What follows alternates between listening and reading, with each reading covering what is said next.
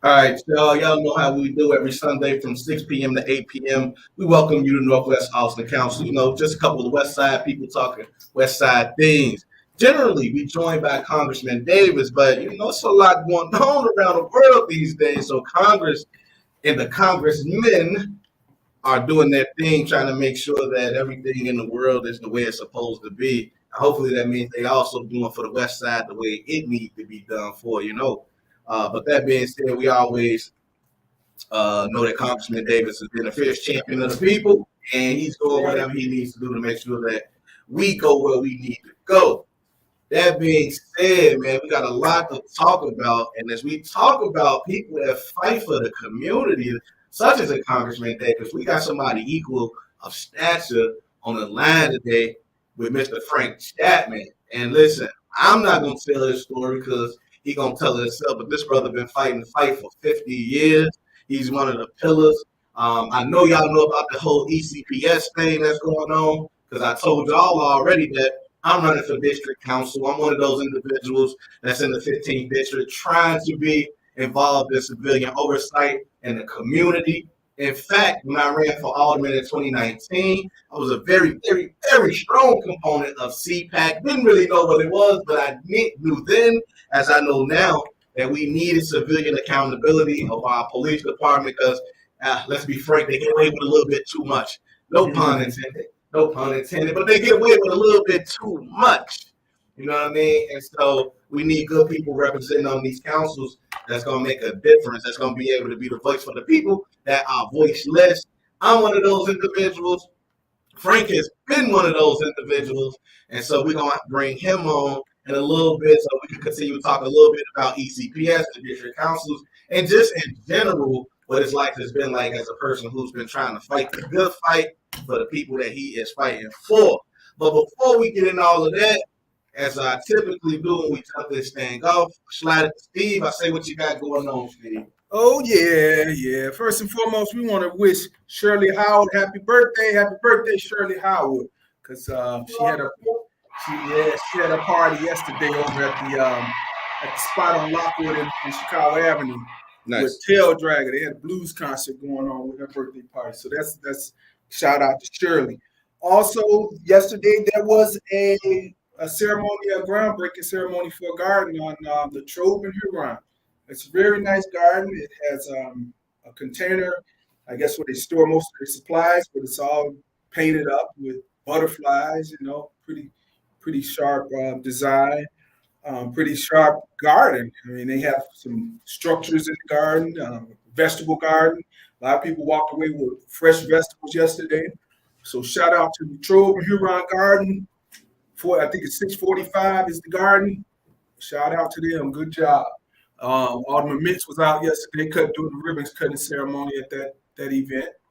And news break. Guess who's running for alderman in the 29th ward? Otis Johnson. Otis O.J. Johnson. He runs again. Hey, O.J. been running for quite a bit of time now. So who knows what will come out of this one. We're going to see. Sometimes the best way to get up in there is be consistent about the effort that you're displaying when trying to get up in there. So we'll see. We'll see what that's like. Well, that being said, listen, Mr. Chapman, we can't keep him waiting too long because he got some things that he got to attend to. So he may be called away at any moment. But we definitely want to make sure that we value his time as it is very valuable. So, Mr. Chapman, without further ado, first and foremost, tell us a little bit about yourself. We know, like I said, I know you've been leading the job for about 50 years now. Let's start with some of that background. Like, who are you, Mr. Chapman? Well, actually, it's known as that. I'm a freedom fighter. Freedom fighter? Yes, sir. So I got involved in the movement as a result of a very unfortunate thing that happened to me back in 1961. In 1961, I was arrested and accused of murder and armed robbery. And I was tortured and forced to admit to something that I didn't do. Oh, wow. I stayed in jail for almost 15 years. And during the time I was in jail, I I read and politicized myself much in the same manner that Malcolm X and George Jackson did. But I was fortunate.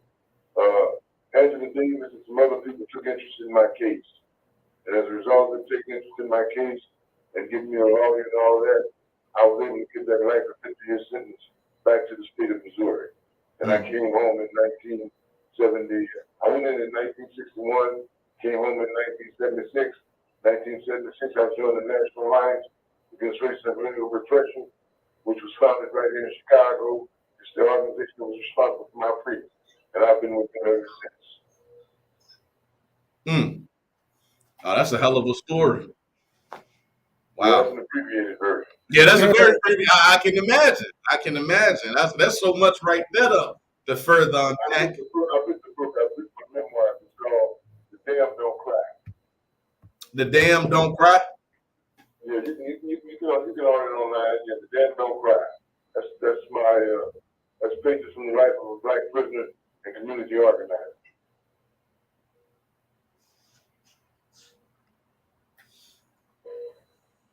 But that's enough about me. I didn't go on the program to talk about me. No, we definitely brought you on to talk about you, sir. Nah, man, you got a long history, illustrious history.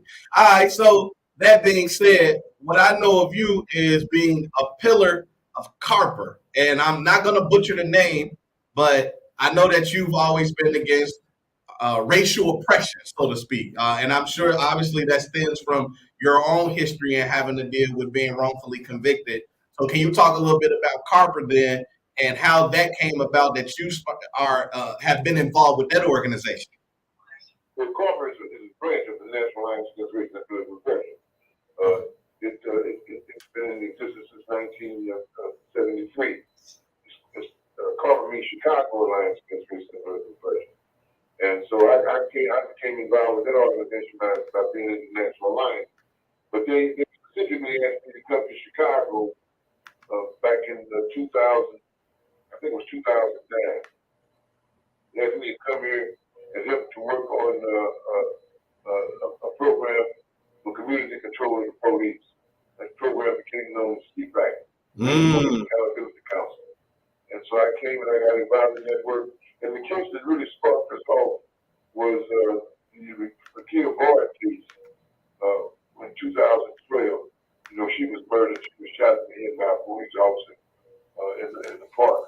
A 21-year-old black woman. And he claimed that they were making noise and they disturbed him. He got up, went out there, and basically shot her in the head in a drive-by. I know it sounds ridiculous. I know it sounds preposterous, but that's what happened. Wow. Yeah. I remember that case. I remember that. We weren't able to get him indicted and prosecuted, but we did get him fired. Damn. Wow. That's how the campaign back began.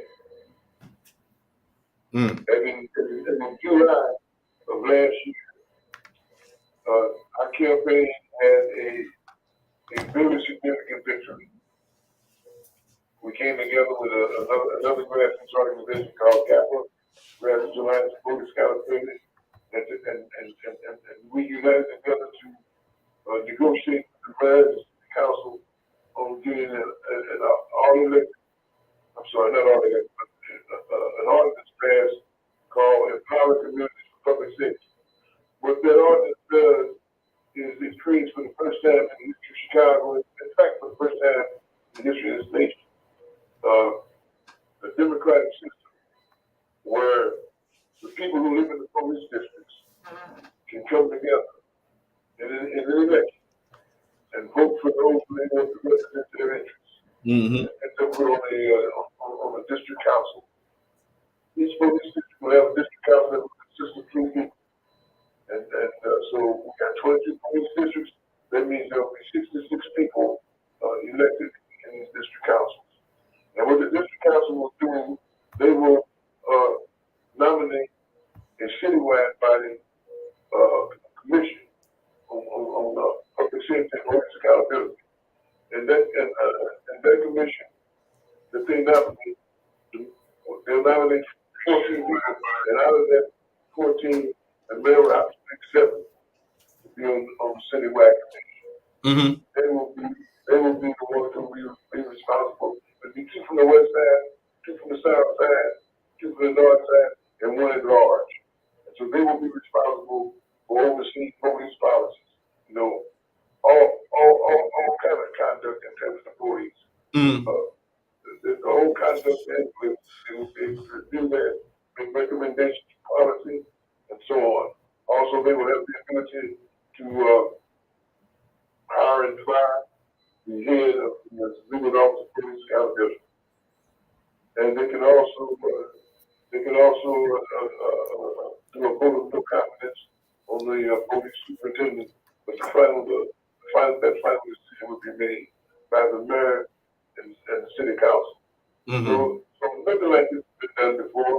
This is an experiment in democracy, and the way that we look at it, it's the way that the police tyranny. Because that's what black folks have been undergoing in the cities throughout this country. You know, the police can kill us, they can abuse us, they can racially profile us, and they're not held accountable. They are not held accountable. You know, and when we do this, held accountable like we did in the Kwame McDonald case, and they were killed boy case, the punishment don't match the crime. Right. The punishment does not match the crime. But the Kwame McDonald was shot 16 times. And you know, Bishop Van Dyke went to prison. He did less than 5 years in prison. So that's not just. We need a system of accountability for the people who are directly affected by this, by police in their communities, where they have the voice. Yeah. This is not just with regard to police matters. You need to have a voice in everything. You need to have a voice in the quality and the measure of police in the community. We need an example. 70% of homicides committed in the black community are unsolved.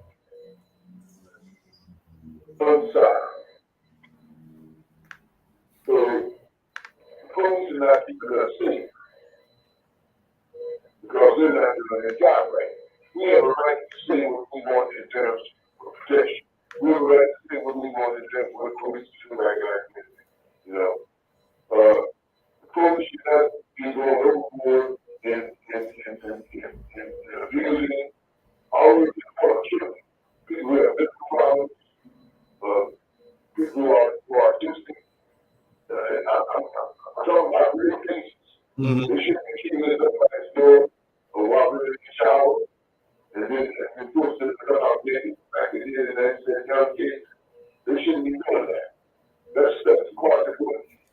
But they can do all of that, but they can't solve these things. So Frank, I want to ask, as a person myself again running for district council, how do you envision a person like myself being able to help with situations such as Rekia Boyd, Anthony Young, Laquan McDonald? Like, the intention behind the creation of the councils was to do what for individuals like me that wants to represent the community? How can I be a change maker so that these police crimes can be, how would you say, properly assessed? Well, what you can do is, as long as it's been done, you'll be in a position to demand an investigation, and this is not going to be coming out of your imagination. This is going to be coming out of real needs of people who are good. The people that are guilty, they're going to tell you what they need. When they have complaints to make against police, they're going to tell you that. When they have news for the police, they're going to tell you that. They're going to tell you what they need. And so you will be in a position to take these needs of the people, these demands of the people, the justice, you will take that to the citywide commission so that they can affect whatever policies need to be affected to change things. Okay. You know? Okay. Also, taking a worst possible case scenario, if there's a murder, you are followed by virtue of the fact that you believe that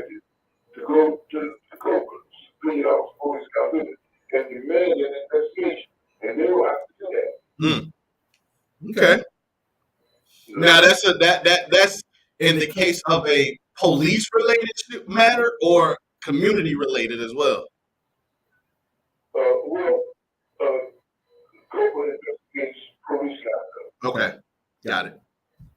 They investigate police conduct. This is about police. This empowering communities for public safety.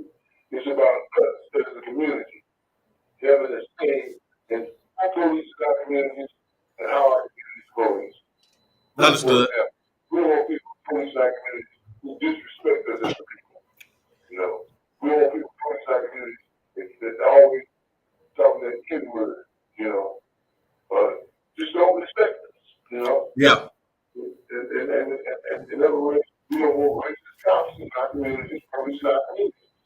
Understood. Yeah. Yeah. How our communities police. That's about what I was talking about when I was talking about the homicide rate being 50% unsolved. Mm-hmm. You know, we know, for example, that the police involved in dealing drugs in our community, that they're involved in at least spread of firearms, so forth, so on. You know, everybody in the black community knows these things. We're not talking about on the evening news, but we know it. Mm-hmm. So we don't want that kind of police. So we have the right to demand better. Yeah. We should demand better. Yeah. Hey, let's talk about the inverse of this in terms of running, because there's another side in which individuals that are on the other side of the fence, right, that doesn't want the community to have oversight, they have an opportunity to also represent the community, whichever community they consider to be their community. So, and I bring that up because I'm thinking about a negative side, because with this legislation, as always, we got to consider what happens on the other side. Sure. So, in the regard of people that should not be on these councils or the commission, being in position to make decisions, how would that affect us in a negative way? Well, you got to believe in democracy, and you got to believe in the people. These are going to be democratic elections. If people running, for example, if you're running in Inglewood or Chatham or Woodline and whatnot, you got to convince the people in those areas that you're going to represent them and give them what they want. And based on that, they will elect you. And then when you get elected, then you have to carry out their mandate. That you have a mandate from your district as to what you should be doing. If you don't carry out the mandate, then in the next election, they can elect you, vote you out. So this is something that is controlled by the people in the districts, democratically electing who they want to represent them, and if they feel like this person is not representing them correctly, then they can remove them. On the other hand, there are other areas of the city where you have people who are very sympathetic with the police. There are areas that are predominantly white areas where the police also live, and those communities, they also have the democratic right to select who they want, and they're very supportive of the police. It just so happens that the black and Latino communities are going to constitute the majority of these councils because we are the 1/3 of the state. That might be very powerful. I was just thinking, like, as you brought that up and talked about the more, how would you call it, the more police sympathetic districts across the city, the good of this ordinance is that it creates 66 individuals. And that means 66 different voices, especially as it relates to community makeup. But I was thinking, does that also mean that will there be a true balance of power, so to speak? Do you think that some of those more heavily police sympathetic districts where there are more white people typically, are more involved in the political process, do you think that there will be some balance of power that is a potential shifter, or will, because there are 66 people, all individuals, all represent their communities, that we should be able to collectively, no matter what the situation is on whatever side of the city, be able to get what we need done?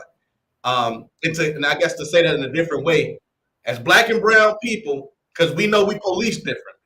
If our issues are on the table, and we know we got to work with these other people from police sympathetic districts, will we be able to get the work that we need done, knowing that we need them to get it done? Because the majority rule. Okay. We have the votes to get it done. Okay. It's majority rule, Now, we're not talking about, what we're talking about is justice. So if there are people who get elected to these positions in some districts that don't want the justice that we're talking about, then we're going to be on our side of the question. But we have the majority. The Black and brown communities in this city will constitute the majority of these districts. Okay. So I want to go ahead and shift over to the Zoom, see if anybody has any questions. Come on off mute, jump in, and it's a good time. You got Mr. Frank Chapman, one of the guys instrumental for this ECPS ordinance. For all the questions that you have about it, very good time to go ahead and throw them on out there. Anybody, somebody, can you hear us? Can you hear us? Tamika, Ella. No, we got hey, Mary. Oh, you ain't got it. Hold on. Give me 1 second. You know what? Don't seem like we got it. Let's make sure we got it on.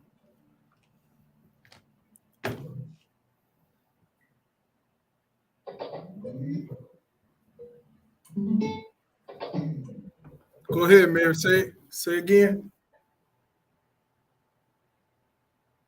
Mary, go ahead. Frank Chapman, how are you? Hold on, Mary. Hold on. We thought we had the Bluetooth set up. Hold on. Got it. Hold on. Give me 1 second. Let me get it together. Get it together, man. Let's go. Get it together. My question. What's it? It's going to be about accountability. Right. Hold tight, man. Yeah. Okay. Oh, what's the settings? Hold on. Get this going.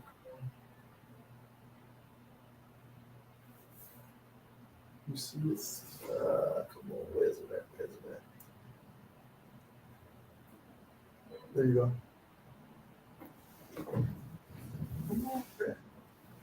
Come on, Brett. All right, baby. Come on. Okay, hold on, Frank. We got a comment. 1 second. We just got to get it so we can make sure she can hear. All right, and what's it go to? I think it's go to. Let's see.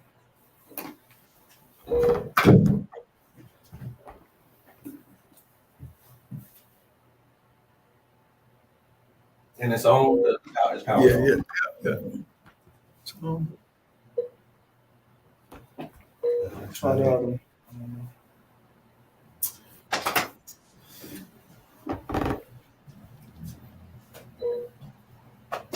Should I turn it off and on again? Okay, I got to deal with the nurse. Okay. Damn. All right, call back. Disconnect. Call back. I'm in the emergency room. Okay. So I got a situation I got to do. Okay, go ahead, Frank. Well, I'll go back if I can. okay, do that, because we got a hot question. I think I should just Is the person on the line now? yeah, go Oh, ahead and see if she could. Then I'll repeat. Tell me which question so I can relay it to. I know y'all can hear him, but we try to hook this Bluetooth up. What was the question? I know you said it was about accountability. Okay. I didn't hear the question. Okay, so he gonna repeat it.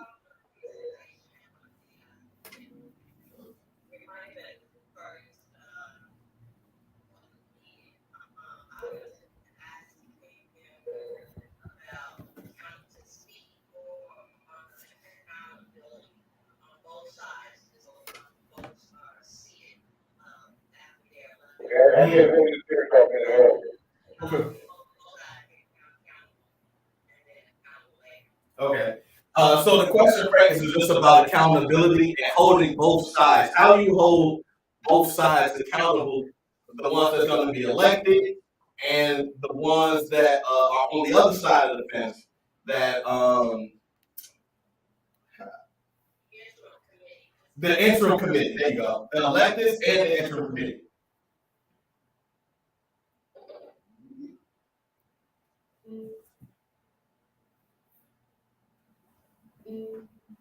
Okay. So say again. Go ahead, Mir. You still Frank? Frank? Oh, he's gone now. God damn it. I get that. He's in the emergency room, Mir. Say again, Mir. You there? Mir. Testing. Mary.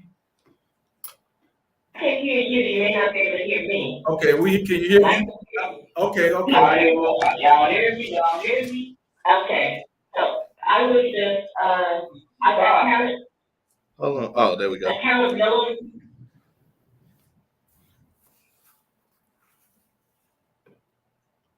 We lost you, Mir. I don't know if No, I'm still here, I thought someone else was trying to speak. Oh, Yes, Was there so, someone else? my question is just, this interim group that's sitting now, I'm not exactly sure what they're doing, but, because this thing is so big, but it's folks like Frank Chapman, been doing this since forever, that could break it down like he did earlier, but just, how do you hold the folks that on the interim council accountable to do, job, not just, just kind of going through the motions and sitting, to get through this interim phase, folks like titles and stuff like that. So that's on that side. And on the other side, once we elect folks like DRJ, how do we hold them accountable?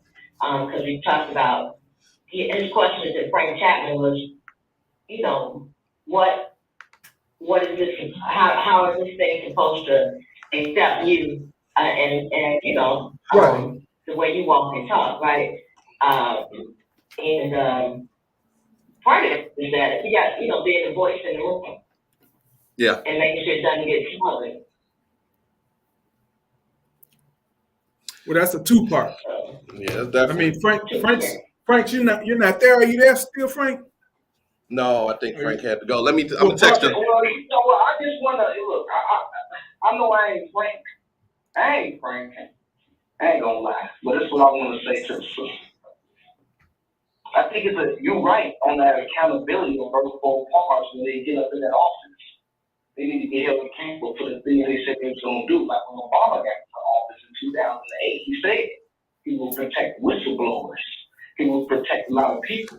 But when he got into office, they gave him the rundown on, hey, listen, I know you was running and you were saying you're pro this, you're pro that, you're anti this. But when you actually get that seat, I really think it's people that come sit down with you like, hey, congratulations, you got to the office, cool. Pull you to the side by your collar, hey, check it out. All that stuff you was talking about, X, Y, Z, yeah, you're going to be able to do that. You're going to piss a lot of them people over there off. You're going to be able to do that, don't even bring it up. So I think, people as voters, we should have also an expectation of, even though I voted for this person and they said they was going to do X, Y, Z, they might not follow through and do that. And I mean, at the end of the day, there's nothing you can do because they're already in position. And this is a common thing in all aspects of being in a higher position. You promise people at a lower level that you can fulfill these things for the gap. And then when they get in there, they don't do half of what they said they was gonna do. So I think when we voting for people, we gotta hold them to a grain of salt. When we vote, like, hey, I'm voting for me, saying some good stuff.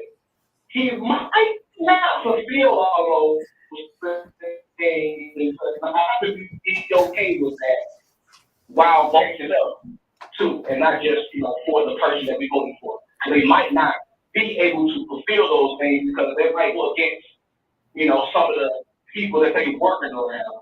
Well, let me say this for the council position, which is the 66 citywide position. The one assignment is get the word from the people and translate that back up to the committee, and the committee they send it up to the mayor or what have you. So I don't think the assignment is that. You breaking it up, Steve. I'm breaking up. Oh, okay. You said they got to get the word to the council? Well, the council, like the position that DeAndre's running for, is just to get the word from the people, from the community, and pass that word upstream to the committee. If I'm not mistaken. So how would that, how would that process look? I mean, so does DeAndre go and hold a couple of meetings in the 25th district? I mean, how does that word come to being? And then, that's why they kind of figure it out. Well, I'll say that. Well, I'll say one thing. So Frank was essentially, he touched a little bit on the accountability piece, and I had him on our landline phone. We was going to bring him in on his show today. He just he ended up having to go to the hospital, which he's sitting in an emergency room for it. I think it's just a regular check, not to get all in his business, but he is an 80-year-old man, so he got to do what he got to do, and so that's unfortunate.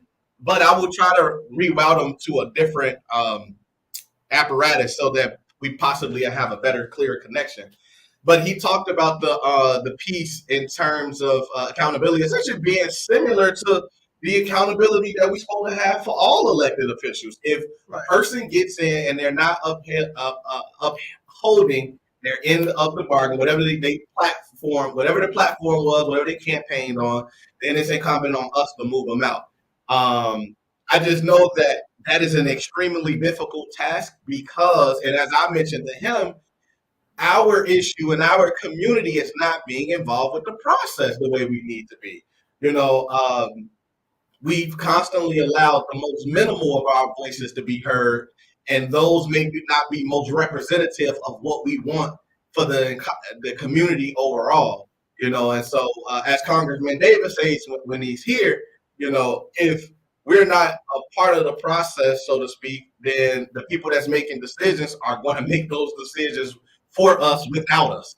You know what I mean? So I think the only way you can hold a person like myself or anybody else that's running accountable is to, number one, know what we're talking about. We're wanting to do when we get on this council, and then make sure that we're abiding by the agreement of the ordinance, which, to go further, and which answers your question, what we're supposed to do as the individuals that are on the council, there's going to be 3 different distinct positions for the 3 community members that are elected. One is to be the chairman. So the chairman is the person that is going to, I'm going to assume, host the meetings, find the meeting location and things like that, create the agenda for the meeting. Then you have the organizer, so to speak, or recruitment. That person is going to try to reach out to people, educate them a bit about the ordinance overall, bring them to the table, whatever policing issues we have in our community. That person will find that out. And then I will go ahead and assume that is how the chairperson will draft their agenda for the community whenever that meeting is held. And then the third person is the nominating person, which, to my understanding, their role is to be essentially the judicial. How you call it? I don't want to call it another recruit. the person that's going to go through the resumes, you know what I mean? The nominating person is going to go through the resumes and find people from the community that they feel is worthy to go in front of the mayor to make a decision on being a part of the larger commission. The commission is where the ordinance and policies for policing will be created through community voice. So all of these people on the council have this distinct positions. So, for example, and apparently, when these people get elected, it's really incumbent on those three to decide which job they want Right. to take on, so to speak. I'm gonna put it out there now. I want to be nominated. Part of it is because my skill set, my background. I've done recruiting. I've done job interviews. I've done resumes and dot in terms of HR. Now, other people may have done it too, but I personally would like that position because it goes along with my skill set as some work roles I've done, as well as it allows me to be able to still connect further with people that I think needs to be on that position. So that's just me. I'm just throwing it out there early. But that being said, all three of those individuals still work together to teach people about what this ordinance does, why they need to be a part of it, and trying to bring community voice. So our jobs will be to continue to elevate community, find out what the issues. I'm gonna just throw one out there before I go ahead and stop talking. But for example, Santa, they filed a lawsuit against I want to say it was just the 15th district, but it just could have been the police overall. But they filed this lawsuit probably about 3-4 years ago in the response of the slower response times to crimes in the community. They looked at the statistics. Statistics showed that police were responding in more affluent areas to calls for service quicker than they were on the west side of Chicago. So they won that lawsuit because it turned out to be true. Let's say that's the issue that the community wants to bring about in terms of creating policy around it. My job, as well as the other individuals, would then be to come together and figure out, okay, what is the community asking for us to do in this regard? Yeah, you want service to be faster, but what does that mean? What does that look like? Like Detail. tell us what you want so that when we take it up to the commission, we got something that has some teeth so that we know that after we put this in policy or we start to move on it, then there can't be anybody saying that this isn't reason enough for this to be a new ordinance. So that's going to essentially be the job. I mean, outside of that, I don't know what else. I got it. Okay, so all right. My whole thing is these people don't know what they really want. Like, do these people really know what they really want? Think about that. Do people really know what they like? The people that you might get and say, "Hey, DeAndre, we need this." If you should go look into their life and look into their everyday habits, and you will be like, you complaining about some shit that you don't even need to be complaining about. You need to get that fixed up in your house first. You feel me? You got a few. So how do we get? So my question is, how do we get the best ideas from the community? Should we screen these people in the community? Should they be of some stature? Should they be of some substance instead of acting, regular Joe Schmo who live in the office community for 30, 40 years? Yeah, I think that you live to be a better resident and whatnot, but we gotta get like real problems, and then they also gotta be a smart goal. They gotta be a goal that you can achieve. They gotta be a goal that's manageable, that's reachable, that you can actually look stupid talking to the higher ups. Hey, we need a new thing. It's like, what? No, they're not giving you that. You gotta go back to the drawing board and ask a whole bunch of community people who probably don't get their life in order what we need. How do we figure out what we need? I think part of it is trying to disseminate what's actually part of public safety and what's actually part of just people complaining.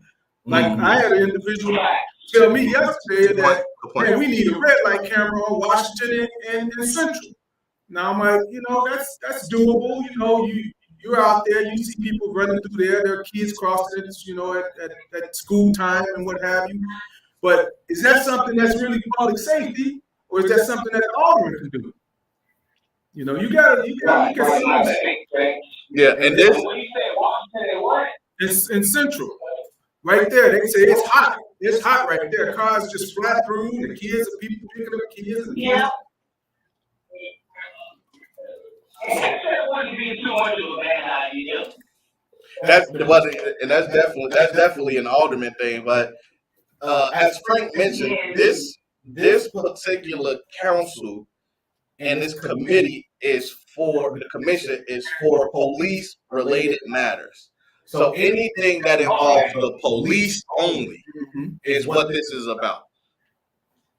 So in other words, you watching the Watchmen. In other words, you watching the Watchmen. That's it. That's all. Yeah, I think it's that. Okay, cool. So would you be able to ask the police to have more police officers that come into the force, be from the city and be from the inner city? Because a lot of times they get these suburban kids from Milwaukee and going and putting the city in jurisdictions with, guys who don't look like them, and they can't really differentiate between who's who and what's what. They like everybody is a criminal, the us versus them situation. So would you get to put a suggestion of, hey, when y'all start to hire, so you say that you hired and you've been interviewing, like, that would be good if, like, some of the cops that's coming through can be in the interview process, can be part of the community as well. So we can get the interview process part of the being a community, instead of just making them police officers right off back. Hey, you're a peace officer, and then you're going to be patrolling the neighborhood of these areas that you might be working in and get adopted with the peace, right? Would you be able to suggest that? Or would that be too out of the spectrum? You know what? That is a good question. I don't know, but I'm not mad at that idea. And one of the things that I did actually is I did assessment for police officers. So I was actually working for an organization called IO Solutions.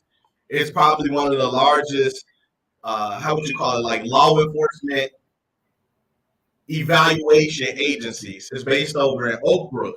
And so what I was doing was I was doing assessments for officers that were moving up to be the rank of sergeant. So I did this for state troopers, and I did this for it was state troopers, and it was another type of law enforcement officer. It was a police officer. It wasn't a Chicago officer. These were in different states. But that was one of the things that I did but I have that experience. That's part of my educational background. So when you say that, I am not opposed, because I was looking at it through a community member's lens as I was also doing my job. Now, that wasn't to say that I had any feelings like the way we evaluate is the way we evaluate. But I do love that idea, though, of having community members be the interviewees of the officers. I just I would like for it to not go to a place where it don't need to go. Then you'd have to train people to do that, to ask the right questions and stuff like that. But still, I'm not opposed to that. But I could always try to argue for that and find out. And if community members wanted to get behind something like that, I do think, because that I do feel like that's a piece of policy that could go into place. If you're saying that in order to become a Chicago officer, you'd have to go in front of a panel of police, or even as a rookie, or whatever the case may be, you have to go in front of a panel of community members to get questions from them or something. I think that could very well be worked into some policy or legislation. I don't see why not, to be honest. Yeah. I feel like they want to get people involved for real. We should be involved in the hiring process. Right. Yeah. So Ms. Bertha asked the question is like, do they have to? Thank you, sir. So Ms. Bertha asked the question, do CPD have to live in Chicago? And she said she thinks they do, and I believe so. If I believe that's the way they are actively recruiting outside of Chicago, though. That's for sure. But they have to. You gotta live in Chicago, yeah. But that's why most officers, what is it, Mount Greenwood? Ain't that's what it's called? Out south, yeah. Yeah, like out south, far south. Yeah. Yeah, a lot of officers live in those areas. They also live in, I think, the 19th district, which is more Jefferson Park. Yeah, like more northern part of the city too. So a lot of officers live in kind of like close-knit areas. You be Galewood. Yeah, Galewood. You know, they live in these more affluent, more close-knit, quieter areas of the city, these little pockets that we have. You find a whole lot of them living over in Austin and Lawndale and Garfield, to be honest. You know, there's some, not knocking it, but they live in the city, they just don't live close. Shit. But yeah, but I think to be a city employee overall, you have to live in the city, unless you were grandfathered in before they changed that law back in the 80s. Yeah. But most of those people retired out that were living outside of the city. But yeah, you definitely have to be a city dweller or resident. But I'm just going back to one of the deputy chiefs that told me 3-4 years ago. He told me that a lot of the new recruits were so young they didn't even have driver's license. And I said, well, don't they have to drive a patrol car when they start? When they become a cop? He's like, we can't force them now to have a driver's license, but by the time they finish the academy, they have to have a driver's license. And I said, why do they not have driver's license? He said, well, you got to think about it. A lot of young people now, they've been taking Uber, or they use all these other rideshare things and sources and order food from rideshare, lifts and all these things. And I just thought that was the oddest thing, that you would have a policeman that never really, had driven a car. But it's a reality. It's a reality, especially today. And I don't know if you remember a few years back, we were at Reverend Wright's place at a CAPS meeting. They said that you didn't have to be a citizen to sign up for the police job. And I was like, how do you not have to be a citizen? But I guess eventually you have to, be on the list to become a citizen or something. I just couldn't understand that part. But there's a lot of things that's going to come out of this whole, what is it, ECPS? PS? Yeah, I do want to say, too, to the point that, police representation should look like the people that, from the communities that they're in. They changed a lot of things. They changed a lot of things to try to get more Black people and brown people represented. The unfortunate is a lot of us become just as involved before we ever get an opportunity to be involved in the police like we like. You know what I mean? We did a little small recruiting fair, so to speak, on Madison and Leamington, and a lot of people that were coming out there was like, man, you know what, I would, but I got a felony. Y'all don't hire people with felonies.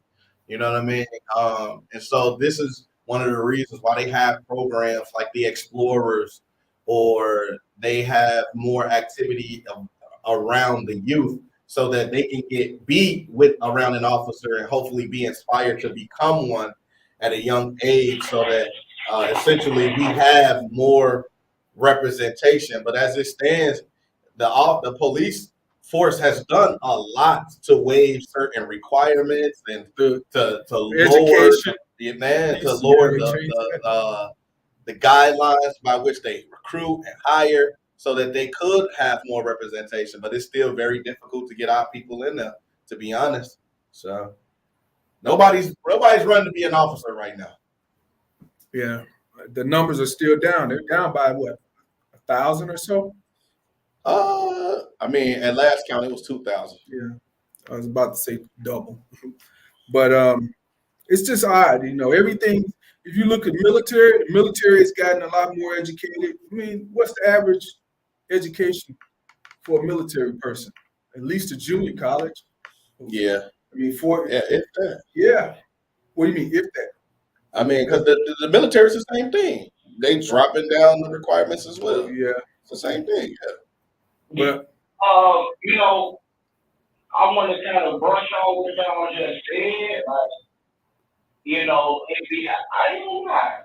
I feel for the police. I really do, because I ain't gonna lie. Patrolling this city, even if you just go download the app, just go to your app store, put 5 and you download and you just listen to some of the calls that you get in, and when they arrive and when they talking to the dispatch, you can hear the police in the background, and then you got the whole no bail thing. Like, they just let a guy out who was accused of kidnapping and rape, and they just let him out, and within 24 hours. He hugged on a woman, and she bit him on the neck and she ran away. Then 10 minutes later, he put his arms on another woman's shoulders and just started massaging her like, "Ooh yeah, baby," and then pushed her into his van and started punching her, and she got away. And they just let him back out, and now he's back in. So it's like, why would you want to be a police officer? Like, these Democrats and these liberals is making it difficult for cops to even do their job. Like, why would you want to be a cop? That guy wasn't just these progressive liberals making it worse on these guys. That guy that you talking about, that was in the West Loop, right? Yeah. Yeah, but I think he had been let out some months back. I don't think he was just let out. I think he had been out. This article was a recent article, but yeah, it might have been though. But again, he was let out though. You know what I'm saying? It's like, bro, y'all, come on, man, y'all gotta stop the shenanigans. Well, it's obvious. Hard on police officers. It's obvious that something psychological is going on with this guy, But that's what they need to get to the root of. A lot of this mental illness that's going on. Because, I mean, if you put him in again, what's going to stop his brain from being like that? Because I ain't going to lie, I'm about mental illness and I'm Oh, yeah.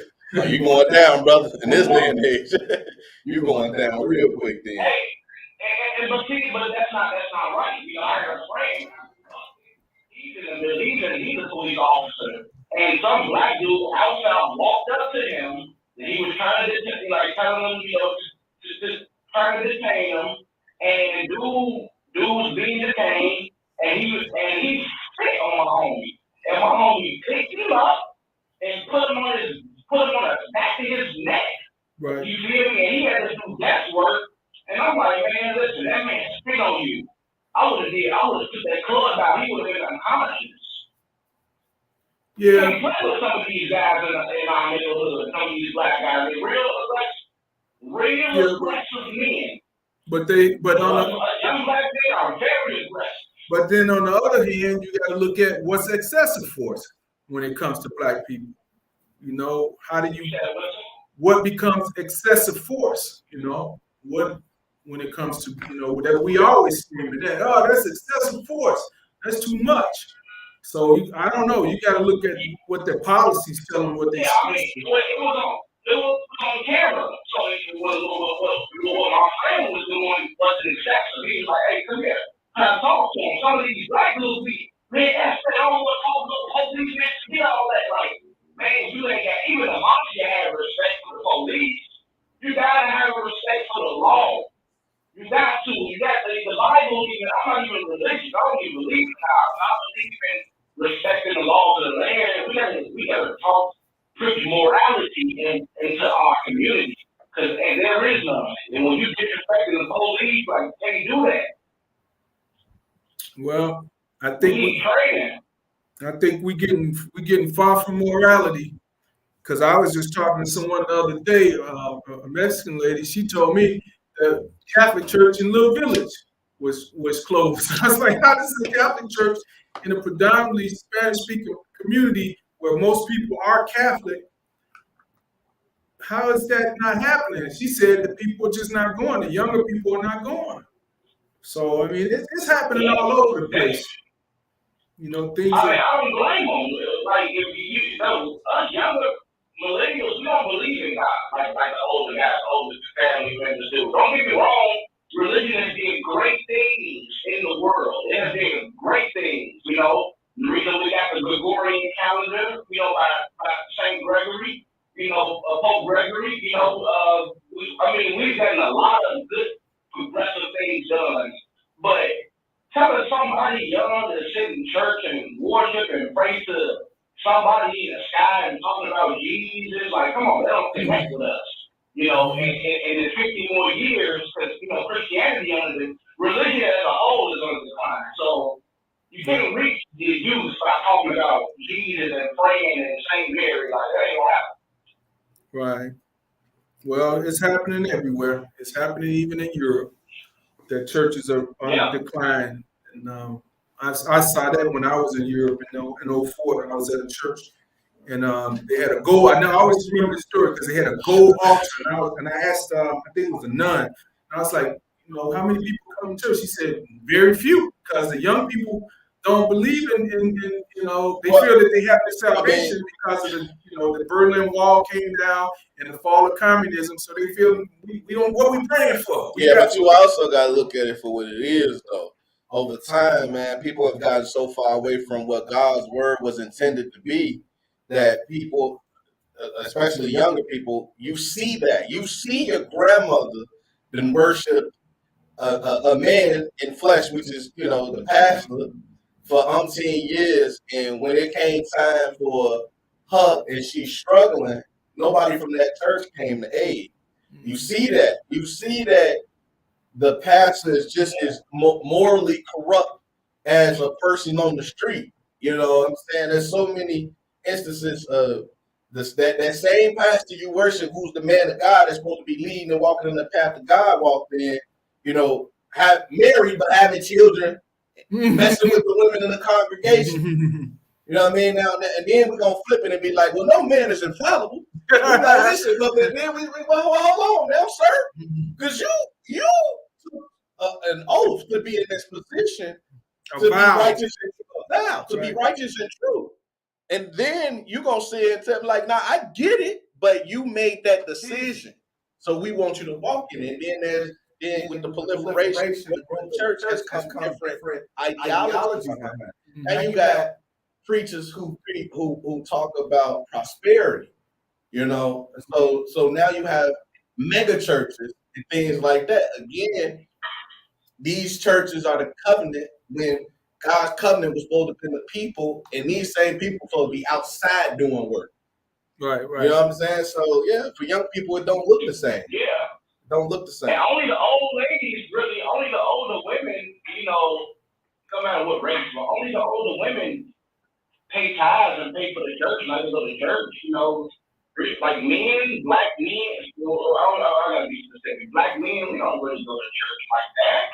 We don't look like especially if you're a black man. You ain't finna sit here and listen to another man tell you about what you can go learn on your own. You know, only women, a black man ain't never finna give up his money to no pastor like that. You be like, what, that man probably spending this on some female in the club when he get off. Like, you can't trick no man like that. A woman, she'll give all her money up to the pastor. Well, if you think about it, church is really supposed to be there for the community of. Right. And that's it. That's all. I mean, when you start, like DeAndre is saying, when people worshiping the pastors and the ministers, I mean, something gone wrong right there in itself. So you're absolutely right. People are going to see the things for what they're really supposed to be for.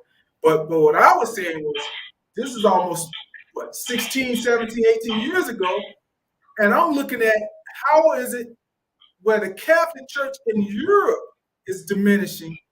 And they literally said it was because the fall of the Communist Party, you know, of communism, and, you know, which had taken place 10 years prior. That, you know, and it goes back to oppression. When somebody got a foot in your throat, you're going to pray, you're going to look for some hope, you're going to do whatever you can. For real. But once that foot is let up, you looking around saying, what's next? What we got? And she literally told me, she said, young people ain't coming like that. And I had to think about it. I'm like, now this is in '04. And I'm like, maybe they're not coming as much in America also.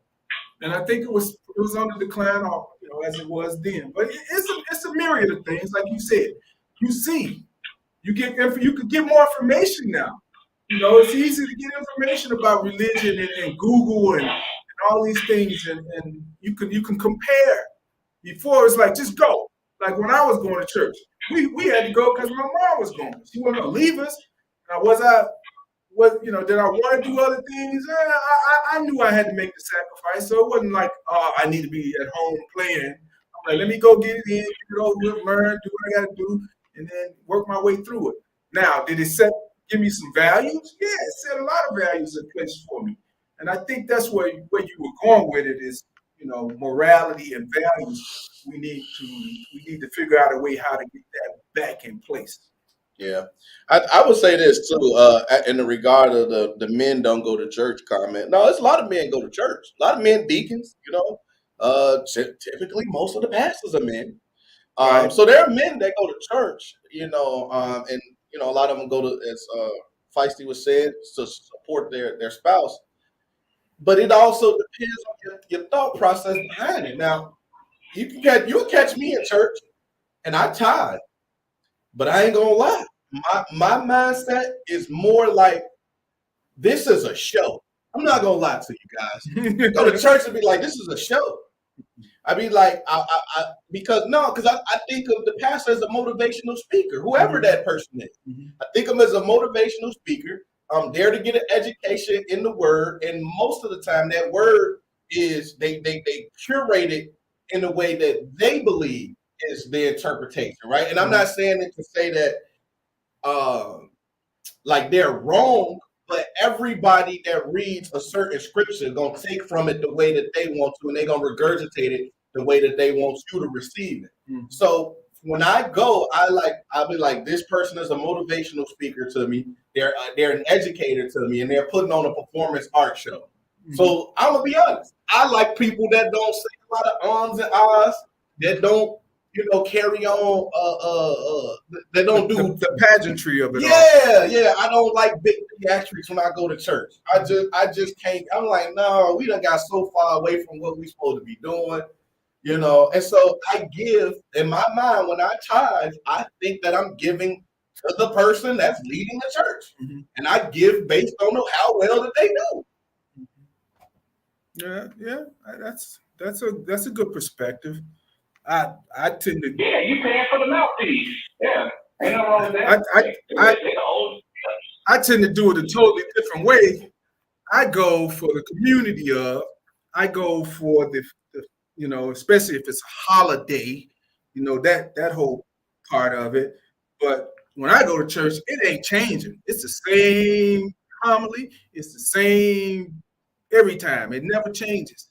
I can go to any church in America, Europe, anywhere. It's gonna be the same thing.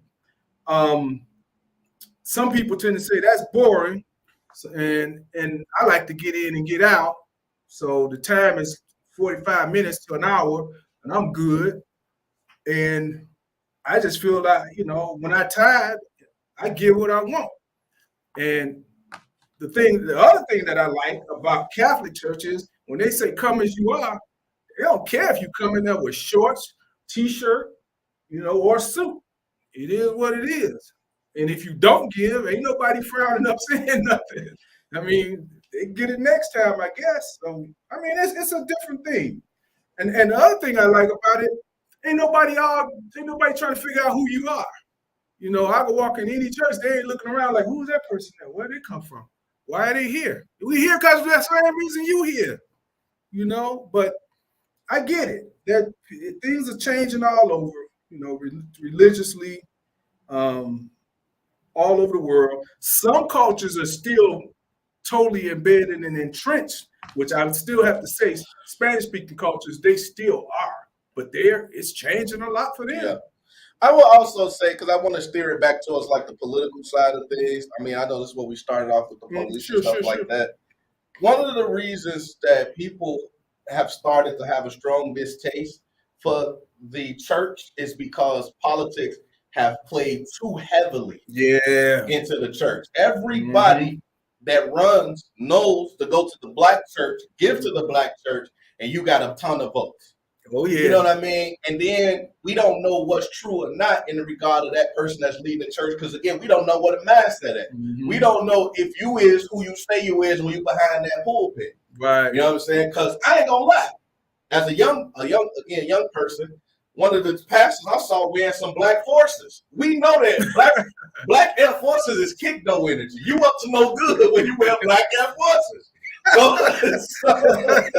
So the same way they judged me when I went to church that one time. When I went to church one time with my stretch pants on, the same way the people judged me when I saw that pastor with them black forces, I say that's kick no energy. He's up to no good. But he one of the pillars of the community. Right. He is who the political figures gonna go to and say, hey, listen, we need woo, woo, woo. I thought when we left England, the goal was to separate church and state. No, it didn't. Let me tell you when it changed. Our community, I'm gonna tell you when that changed. When George Bush got in as junior, when he got in and he started giving out money to them pastors, all of them voted that way. They convinced their congregations to go that way and everything. But you are right about politics in church, because when Obama became president, this is the first time in my 50-some odd years of being in the Catholic Church, they spoke about politics. And they ain't supposed to do that in the Catholic Church. They started, you know why they did it? Because Obamacare was going to affect a lot of the Catholic hospitals, you know, and they didn't know how they were going to work with that. You know, many of the hospitals are Catholic hospitals, and they didn't know how to deal with that. And I'm in the church, and I'm going, why is priest talking about politics? We don't talk about politics in the Catholic Church. You take the politics, goes up the chain to the Pope. That's it. That's all. You know, but I did see people start acting really funny in the Catholic Church. I remember I had my whole family at church, and there was a white guy in front of us, and there's a section, a portion in the Catholic Church where we all greet each other and we give a sign of peace. Now you can either shake the person's hand or nod and give them a sign of peace or a hug, whatever it may be. This one guy, he was in front of us, maybe a row or so in front, right in front. He wouldn't even turn around. And I'm like, I know you're not new to this Catholic Church. And you know how we get down. Sometimes people walk across the aisles and shake hands and reach up. This guy one time, it was all during the Obama administration. And I had never seen that kind of tension in the Catholic Church. But you're right, politics really has started to invade religion over the, well, tell the truth, it probably never did. It never left. It's been there from the beginning. I also would like to add too, with Obama reign that he added, and you know, I'm indifferent about this either way because again, I'm not religious, but once Obama made some gay rights, he did that. He said some people, the folks that sat on themselves, when you get married, the people was fighting married to the next time because that's an abomination inside of the church, inside of the Bible. That's an abomination. So, you know, I definitely do agree that politics play a big role in, you know, and that's how they turn a lot of people off. Come on, you let gay people get married now, you let them come into the church and you let them do this and you let them do that. You know what I'm saying? And he just thought about that ugliness with people, right? You can't boss ugliness. Well, I think he said himself he evolved. You know, his mentality evolved because at first he wasn't with that. Then he said that he slowly evolved. But as he thought he was evolving, I hate to tell you, a lot of this stuff had been going on 20, 30 years before anyway. Some states it was already going on. Some cities it was already going on. I mean, I can almost guarantee you in California, San Francisco, and those areas, it had been going on 20, 30 years. So, you know, for him to say he evolved, some places you can call that just catching up. You know, I'm not agree with what you just said, but my whole thing is like, who are you to evolve a biblical text that supersedes you by 2,000 years? If God said that, this, that, and the fourth, the denomination, what should evolve? The word is the word. You don't switch the word of someone who created everything you know. Right. Yeah, I mean, but I just feel like these politicians, they play on religion. Just like, look, if I'm going to get some votes, I'm going to the church. Period. I'm going to the church. Hey, I'm going. Hey, they don't some of the hands over there. They ain't now. I'm going to play nice with the church people to get them votes. After I get them votes, I ain't coming back. Yeah, I mean, hey, listen, that's part of the game that's being played today. Yeah. He ain't said nothing. But I will say this at the same time when you talk about the evolution and the thought process, because people use the Bible to justify slavery. Right. Then They had two evolved, Bibles. right. Then they evolved to say, no, this isn't what this was determined to be. But again, that's what I was saying, like, people read things two different ways and preach it two different ways. You know, and that you can say since the dawn of man or whenever the Bible was written, and that has always been the case because people have used it constantly to do good and to do bad. So, Like the Bible for during the slavery era, they took out words that they would preach the Bible to the slaves, but they took out the parts where it said man or mankind and things like that, so that they wouldn't understand that don't include you. So right. just leave those words out. Right. So yeah, it's always been. Hey, let's just be real. A lot of what happens is based around money. We kind of know that, and where the money is, the funny starts. You know, everything starts getting funny. I mean, the next move is what we doing. What we doing in outer space? That's the next move. Yeah, that's what we get already. That's fine. That's the next move. What we doing? Hey, they're already talking about the other side of the moon. That's, you know, I think China was just went to the moon recently. They're talking about the opposite side of the moon. You know, the unexplored side of the moon. I'm like, yeah, I mean, that makes sense, I guess. It's probably the same thing, but you know, people are moving out to further and further. They're looking at it. You know what they're doing with these satellites? Satellite stations, not satellite stations, but these space stations. They're spacing them out so that people can planet hop. You know, you take so much time to get to this space station, you live there for so long, then you take that, you get to the next space station. So by the time you get everything to the closest planet is what? Mars, right? Don't get me wrong. Yes, Mars. Mars is closest to our. Yeah. Mars. I think Mercury might be I know Mercury was pretty hot too, right? But think about that, you know. Where does religion come into leaving the planet? How do you manifest that? Yeah. How do you manifest politics when you leave the planet? You know, it's a tricky situation. But the moon landing, and when we went to the moon in 1969, shout out to Neil Armstrong, Aldrin, shout out to my people. But what they do, as soon as they went on that moon, one of the first things they did, put American flag on that joint. Put American flag down. On the red. Colonize. That's all that was. Colonize. Yep. They didn't have an Earth flag, huh? They just had American flag. Yeah, American. I don't know, man. Yeah. But I was gonna say tonight we were supposed to have I don't know if anybody know about this case where there was a young lady that was killed by the name of Treasure Hendricks, and supposedly she had been involved with this white policeman, and she was found dead in his trailer. And then soon after he retired and resigned or something and went to Florida. But we were supposed to have a family on to talk about her situation and that situation that's at hand. But the grandmother, something happened with the grandmother, and they say they'll be on for next week. Definitely want to come in and talk about that. We wanted to have somebody to kind of help them, you know, guide them through some things that they can get some help with.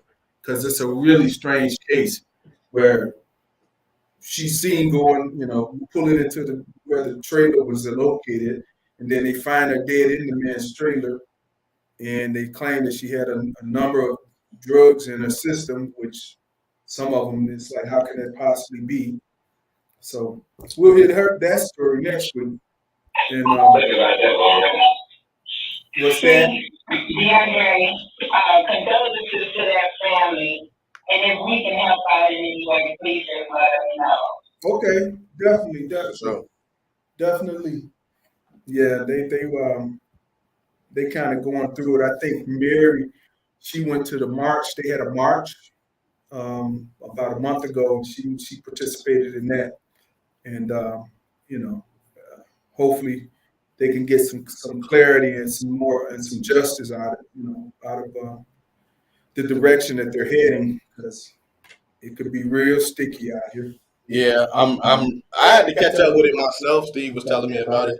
So apparently the cop whose RV, so she was found dead of drugs in a police officer, I guess it was her boyfriend's RV. And he promptly quit the police force and moved to Florida. And they had to track him down in Florida to hand them wrongful death lawsuit papers. Mm-hmm. So as Steve is saying, it could really get sticky. Yeah. And I just heard about it through Steve when he was telling me about the family. Yeah, I talked to the aunt this week, and she was going. They were serious about coming in, but something happened with the mother, which is the grandmother of Treasure. And they live right here on the west side, so we got to look at how we can support. The Chicago police officer, a black woman. No, she was not a police officer, but the police officer was a. She did. A black woman in Chicago dated a white police officer and was found dead in Chicago. Yes. Yeah. Right. See, that's what I was saying, man. Us versus them. That's the mentality. And it was right. There's some people who know about that. It was right on 15th and Western, in a yard right there. You know what it looked like over there, those buildings and the truck yards and things like that. And but nevertheless, that's who we're gonna definitely have on next week to kind of get that story out and then see what direction and we can get some support and what they can get help with. But as it is today, man, it's just so much going on. And I guess the biggest thing is we've been talking about for weeks. It's been the politics of what's happening. I was looking at coming up though. I mean, we only got until next month until the generals. Yeah, that's true. Some big decisions got to be made. Whether we're gonna put a new governor in there.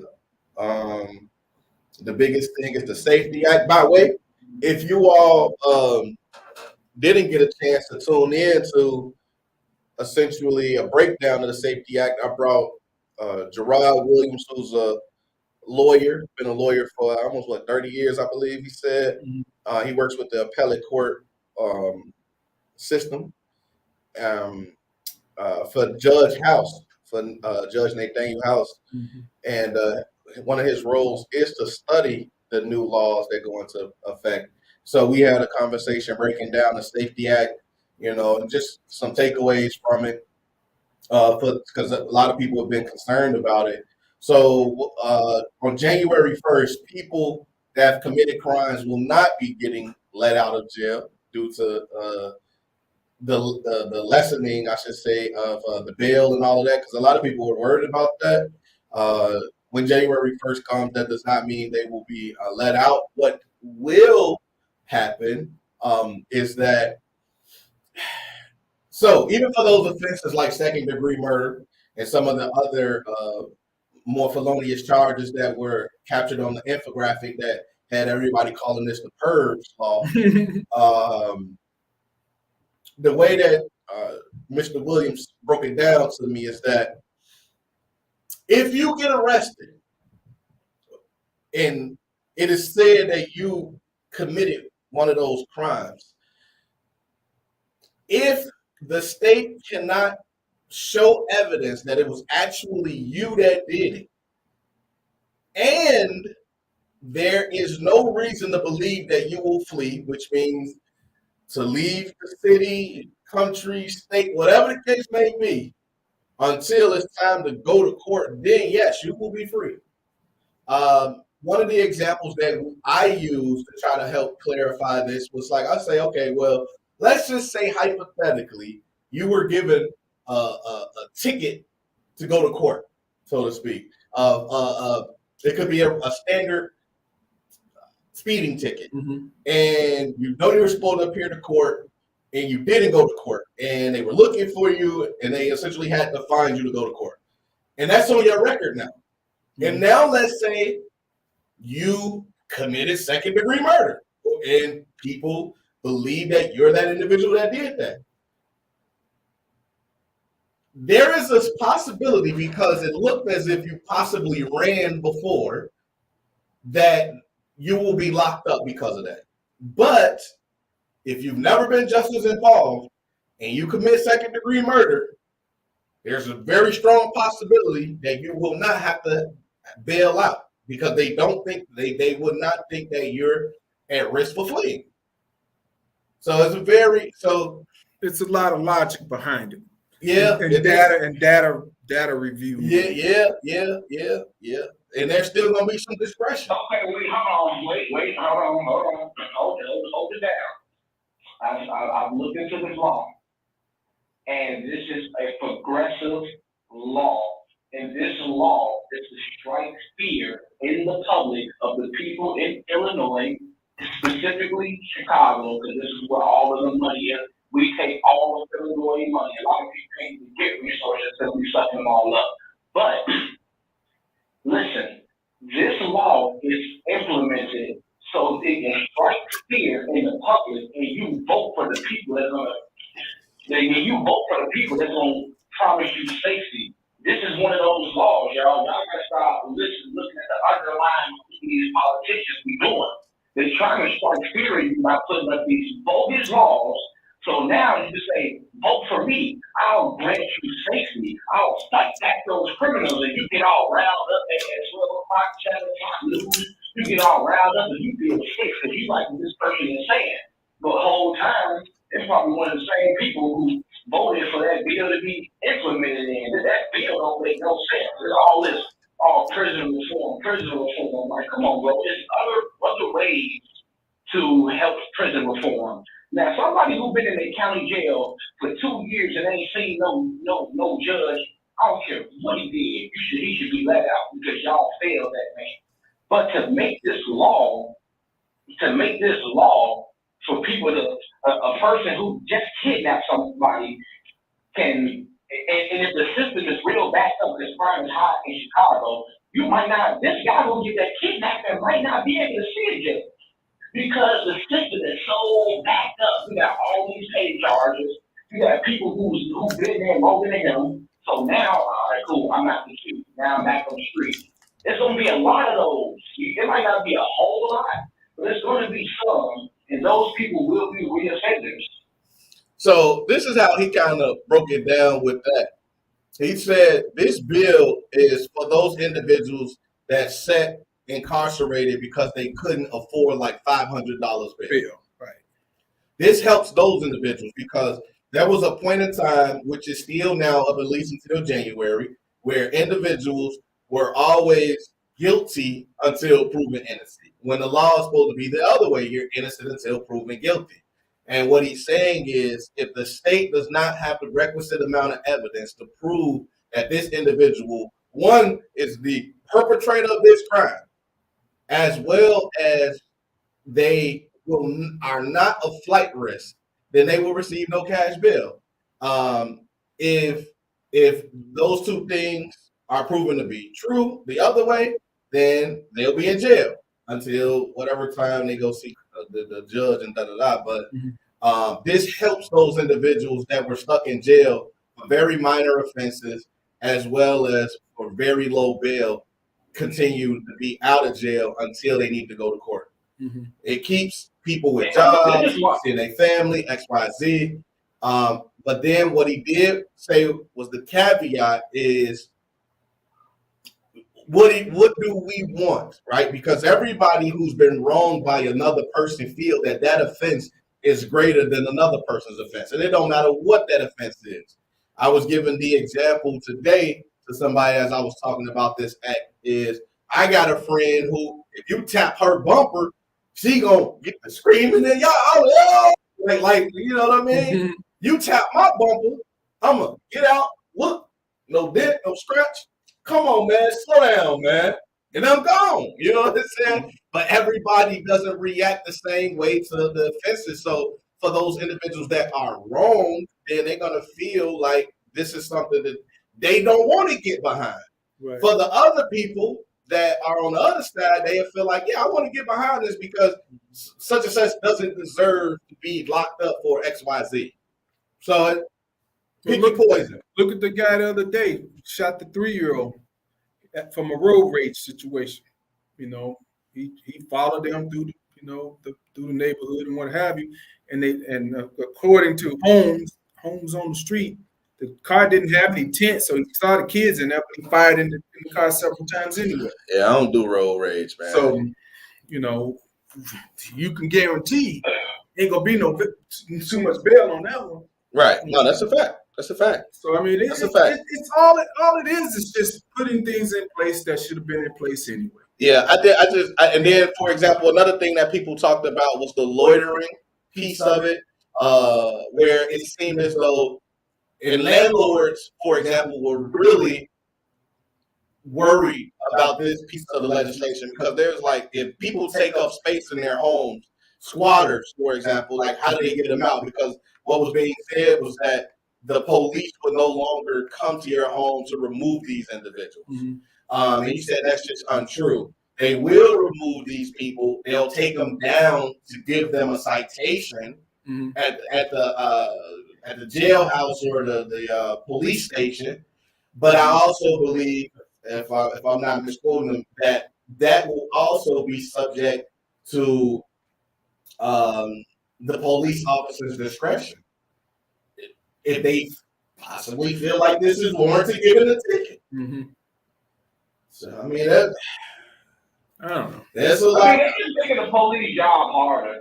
You know, at the end of the day, I think some people will argue at that. the end of the day, but it don't matter about people when it comes to what the police think. And if the police think, the people who protect and serve think this bill, and most of them do, think this bill is bullshit and hindrance, and it just makes their job harder. Seeing somebody, there will be an instance where a cop locked somebody up for heinous crime. He sat in county jail for 3 months and he didn't get a lawyer, and he claimed there wasn't it might be a claim that there wasn't sufficient evidence, and then he's gonna see this guy right back on the street as he drives past. He's like, why am I working here, bro? Y'all just let this dude out. Everybody clearly said he did it, bro. And y'all just let this dude back out. All right, cool. I quit. But is that because he got a really good lawyer, or is that just because the system is? No. I'm saying with the no bill law, right? The new law, like if this guy who committed this act, there will be people who committed this act, and we're not saying everybody, but out of 100, I expect 10 of these guys to be free, and I expect out of those 10 guys, 5 of them to 5 to 8 of them to repeat a violent offense once they leave the jail. So crime will increase with this bill, and it's a slap in the face to the police officers, and that's why the police don't want to do nothing in our neighborhood, and they don't have respect for black people because they're like, look how y'all carry yourselves, and look at these progressives, look at these Democrats putting in these terrible bills, like voting on these crazy, heinous bills. The same people who were saying defund the police, crime was rampant out there. You see, crime was rampant out there. Now they talking about, no, we made a mistake. The same people who were saying that, saying they made a mistake. Come on, man. Can't let the liberals grant bills. When you say liberals, who do you mean? White people? Them two, definitely white people, because the white people be the main one. They be the main one making up, you know what I'm saying? We wouldn't have got a lot of hits about George Floyd to went to the white people. White people kicked that off. White people, you started not to see a lot of black people doing the George Floyd. It was all white people. Antifa, all them. So definitely be them. I'm not anti-white. I love white people. Y'all fun, y'all nice, y'all different, Just like blacks, Mexicans, Spanish, all boom, boom, boom. So I ain't racist. I'm just saying it do be the Black Lives Matter type white people that be voting these crazy laws in, and they don't even live in the neighborhoods. I think we should have laws like New York. You get caught with a gun, that's 3 to 5 instantly. I bet you things change. You got an illegal gun on you? What? Oh, Yeah, you're in jail 3 to 5 years. Sorry. But I think New York was the first state or city to stop the stop and frisk. Started it. Yeah. Stopped it. Yeah. They stopped it. They were doing it like everywhere. It was done everywhere, but they were the Oh first. yeah. But you know what? They got a bad reputation. New York, they was just really they took abuse of it. They should have refined the stop and frisk over time. It would have looked it better, but New York, them cops will beat you. They'll beat you for real.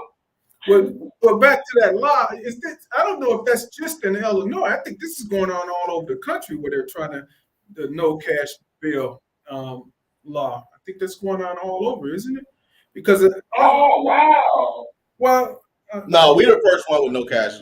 We are the first. Yeah, very first. Okay. Yeah. Because I'm thinking like there was a young boy. That'd be crazy. There was a young boy in New York that they said he stole a backpack.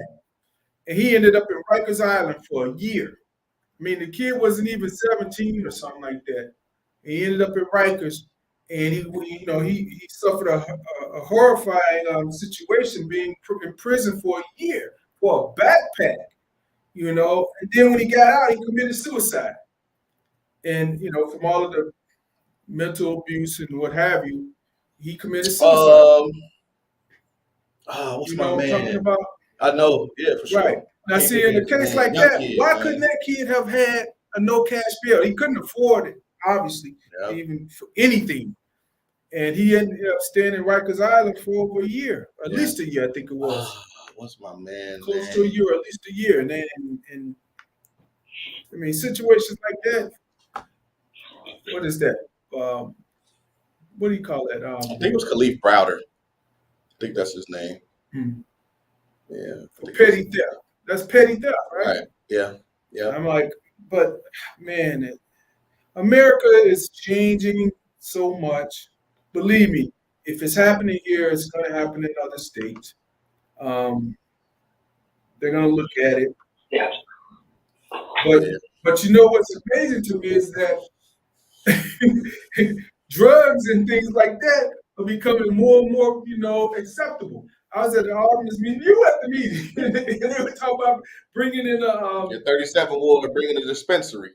Yeah, not dispensary, a grower. Yeah, a grow house. A grow house. Yeah, I mean, look, you bring a grow house, then the next step is a dispensary. Yeah, that's true. Get it right to the door. Yeah, right. I mean, that ain't nothing but backward integration. Or forward integration, however you want to call it. The grow house, supply the right. It's gonna be upward and moving integration. That's what they're gonna do. All drugs.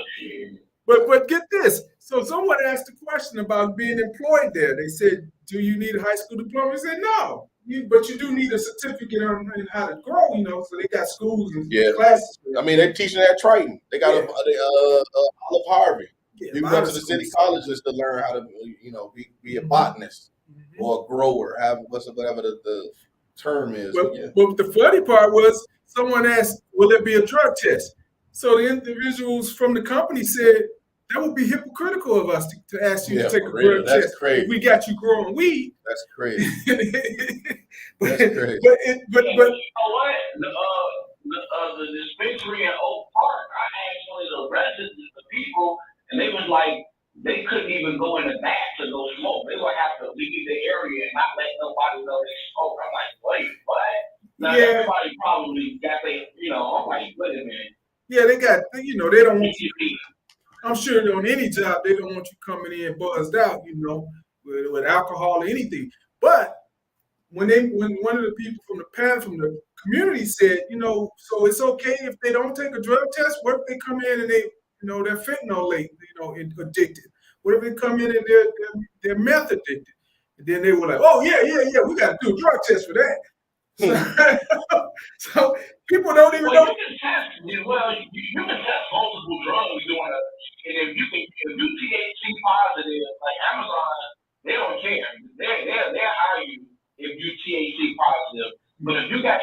the other substances, you're not gonna get it. Right. So I mean, it was just funny to hear the representatives from the company say, "No, we can't trust test for drugs," and I'm like, they didn't really think about that question. Yeah. But I'm hearing that the post office is doing the same thing. The post office is allowing people in. They say you smell weed all through these bulk mail centers and stuff. So that's all you smell. Because now they, I guess. I mean, that just begs the bigger question: why does everybody got to get medicated to go to work? Yeah. I mean, what is happening?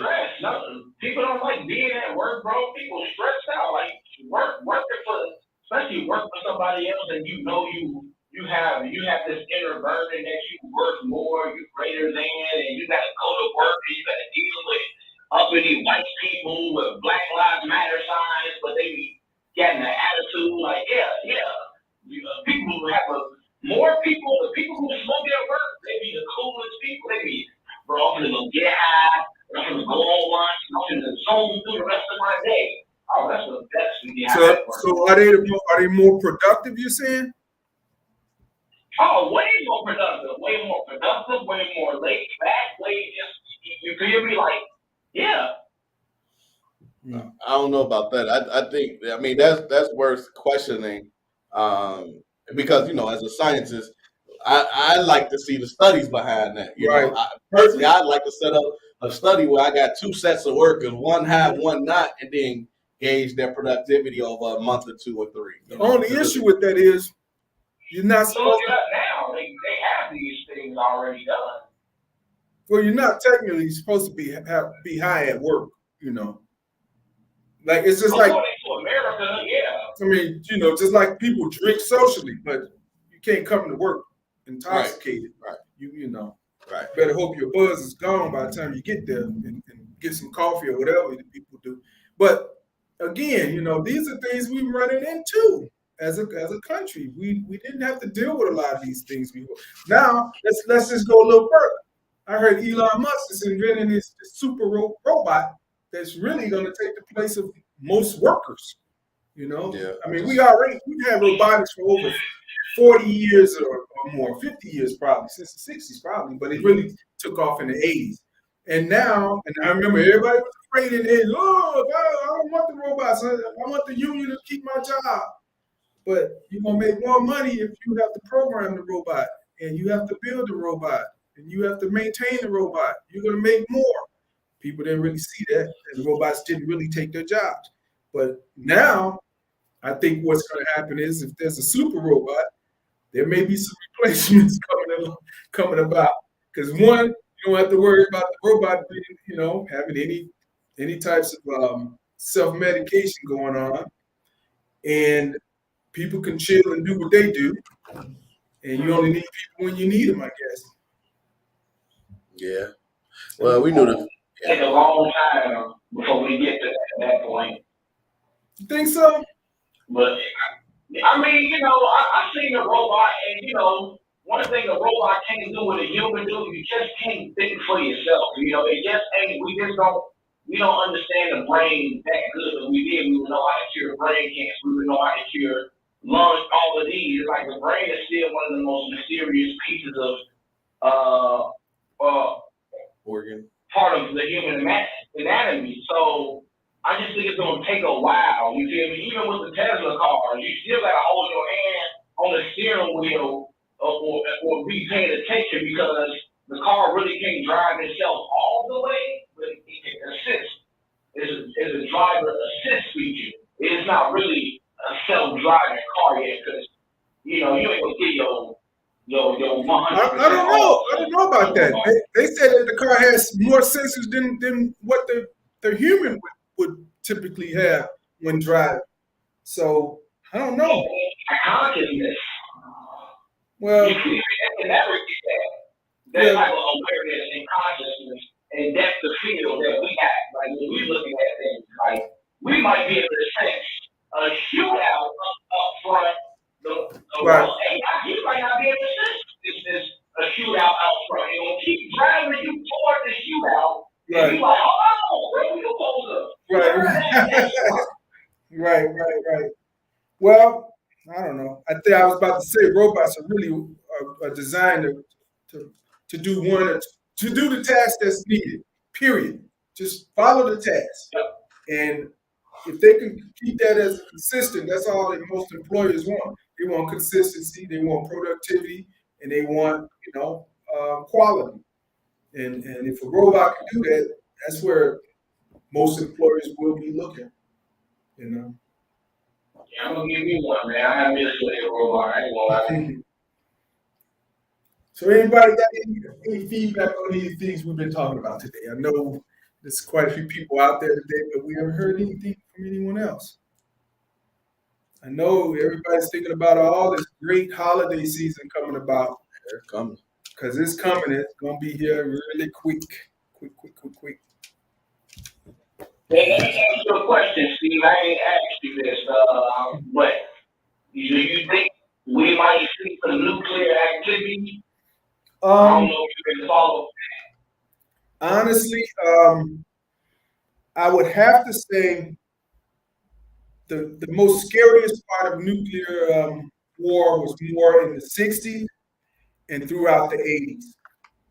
The 70s, it wasn't as much because people focused on all the people that were dying and fighting in Vietnam, but the 80s, it became a lot more of a close reality because Ronald Reagan and at the time, I think it was Brezhnev and Gorbachev, they were pressing more and more nuclear armament, not disarmament, but arming themselves. And then we found, Reagan pulled a real good one, boy. He told everybody he had the Star Wars weapon. He even, everybody in America, man, we got Star Wars. We can stop anything that comes. And then, of course, Soviet Union, they started ramping up. We got to do something to beat that. And then when at the end of the day, Reagan said, "Oh, man, I just made that up." And that kind of killed the Soviet Union because they spent a lot of money on their military and it went to waste because they were building up something that wasn't even there. But no, I don't think it's really going to go that way because one, the other countries are starting to become part of NATO, and if they become part of NATO, they're not aggressive countries where they're going to go against the former Soviet or go against Russia as it is today. Russia just wants to take what they want. And we're back with 21 questions with Beyond. Will they get it? They probably will. And others will say, well, you know what? They're not going to stop there. They're going to want Poland. Then they're going to want this one. Well, they had all of that before. Of course, they probably want it back again because they've seen in the last 25, 30 years how it's been without, their numbers and money has dwindled. But it's going to be a harder fight now because when Russia took over those countries after World War II, it was a pact made between the Western countries and the Eastern, in the Soviet Union. You take this part, and we take that part, huh? And we broke that pact. We broke that pact. How? What do you mean? Well, we broke that pact in 2014. Donbass, a region that's recaptured by the Russians right now.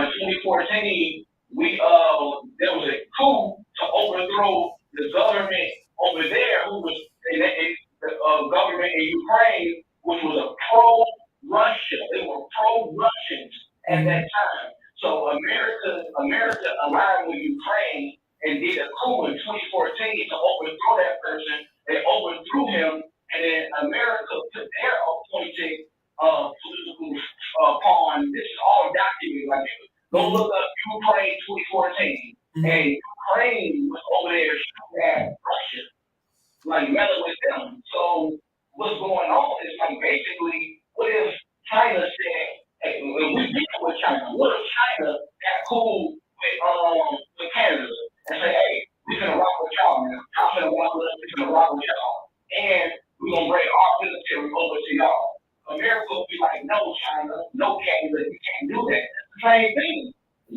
He told the people not to join NATO, and they did it anyway, and that's why he's getting on it.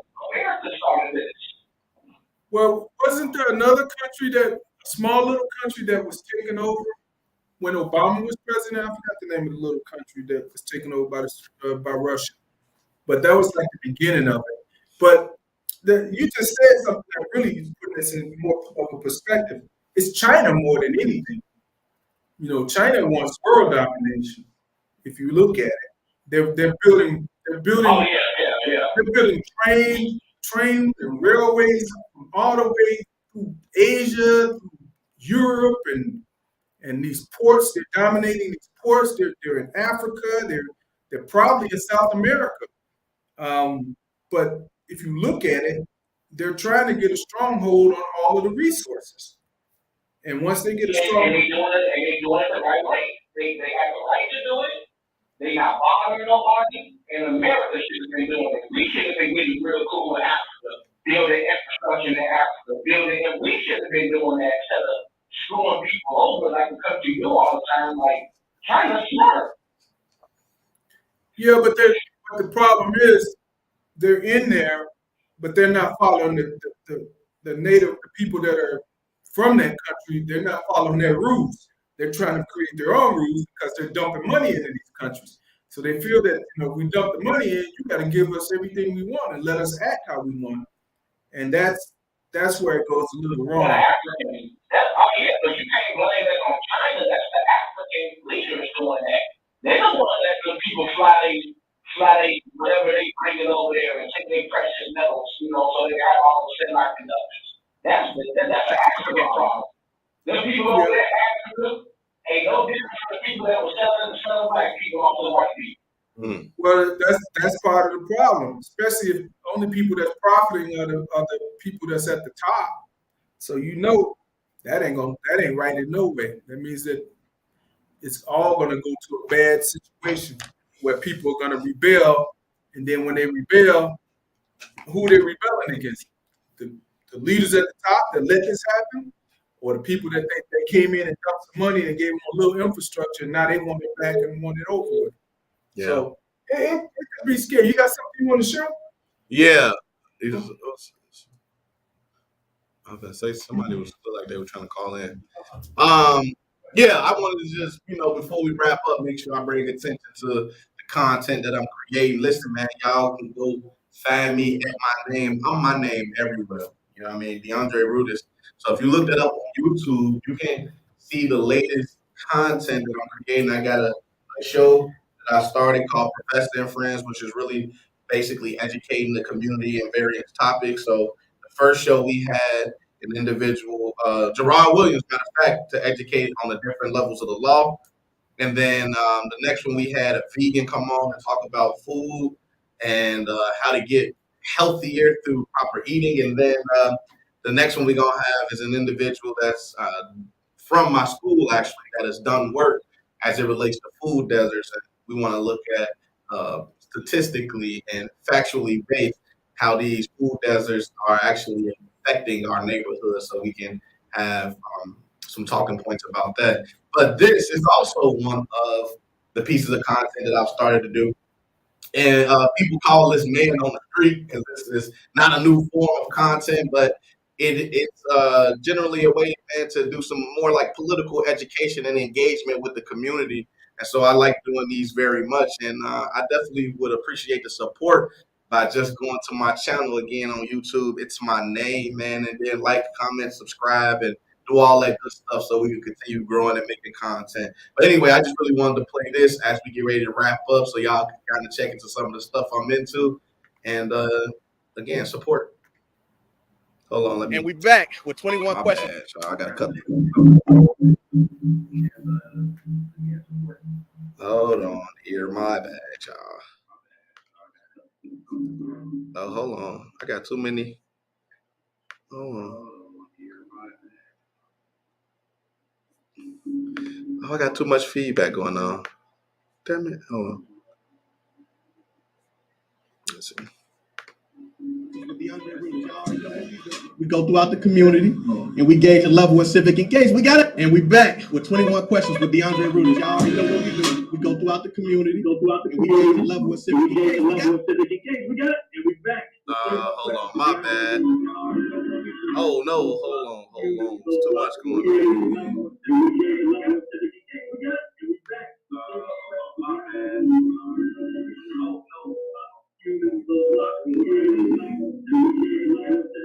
Oh, man. What the heck? Why is it like Maybe that? we should turn this one off. What is? Okay, hold on. Hello? Okay, back. All right, I think I fixed it. Okay, let's try this again. Back with 21 questions with DeAndre Reuters. Y'all already know what we do. We go throughout the community and we gauge a level of civic engagement. We gotta ask these questions because the people need to know what the people be thinking. Okay. So I got another individual with me right now. And what's your name, brother? Vil. All right, so I got Vil with me. So my first question to you, brother, is do you know what the responsibilities of an alderman are? Somewhat. It's like a 50-50 twist. It's like a 50-50 coin toss up. You feel me? It's just like I halfway know your answer. You know? You just tell me what you think. Yeah, alderman, you know, y'all basically make sure the city is good with taxes. You guys make sure, you know, the community is safe. Community is taken care of. Y'all handle any issues that's going on in the community. You know, you discuss it as one. So many different roles for alderman. I don't even know where to begin. Listen, perfect. Everything you said essentially is the responsibility of the alderman. We next to a gas station, so one of the things that I was always told, which helps me remember, is that they like the service station for the city.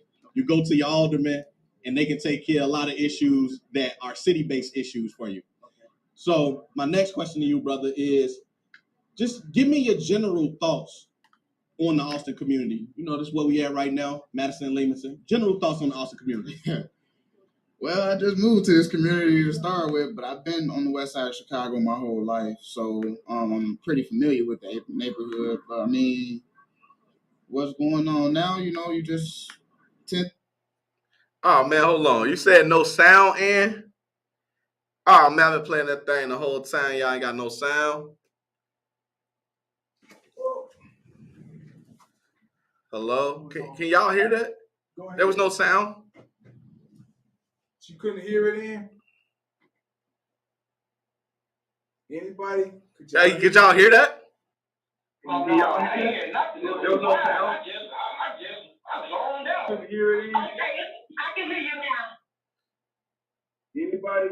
You don't hear that? Oh no, I ain't hear nothing. It was quiet. I zoned out. Okay, I can hear you now. All right, man. Hold on. Yeah, why is this? Oh no, I ain't hear nothing. Okay, hold on. Let's just. Yeah, I can hear you now. I hear you. Oh man, I did all of that. Okay. Yeah, I can hear you now. All right. Listen. You know what?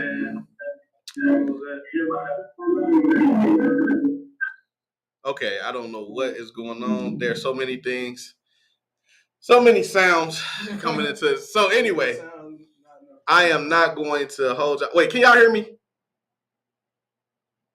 Can y'all hear me? Yo. No. Somehow it just got muted. Yeah, no, that was me. I'm trying to figure out one of these is on and they don't need to be. Yo, hello? Y'all can hear me now? Okay, I hear you now. Oh man. I'm trying to figure out one of these is on and they don't need to be. Yo, hello? Y'all can hear me now? Joe, what we doing? Why does it keep doing that now? We go Okay, the whole show. Oh man. I'm trying to figure out one of these is on and they don't need to be. Yo, hello? Y'all can hear me now? No, what we doing? Why does it keep doing that now? We go the whole show. Oh man. I'm trying to figure out one of these is on and they don't need to be. Yo, hello? Y'all can hear me now?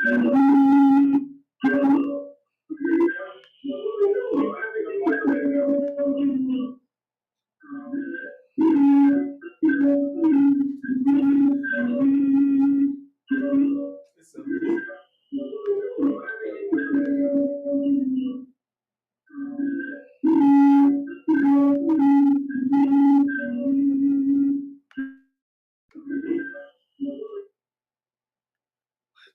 What is going on, man? Hold on, man. Let's see. What the hell? What is this?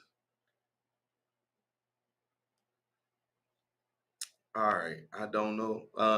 Can you take that back off? I don't. That's me doing that. I'm trying to figure out what just happened.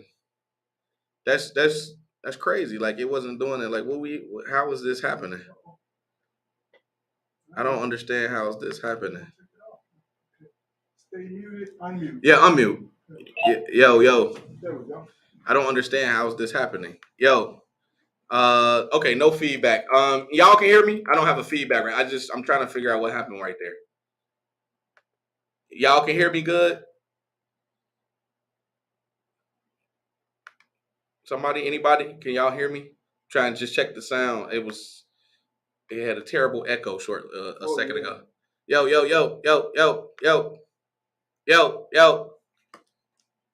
What?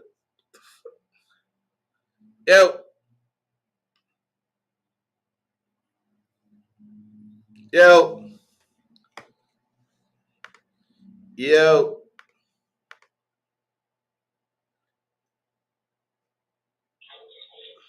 I can hear you.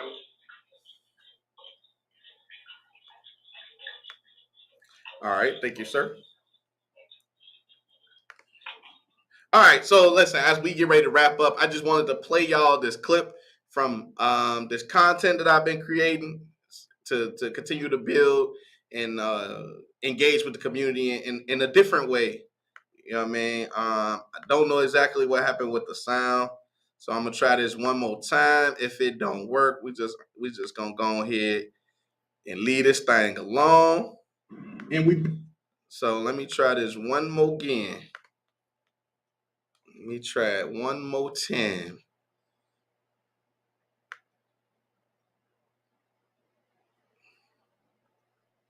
All right, let me try it one more time. Let me know if you hear it.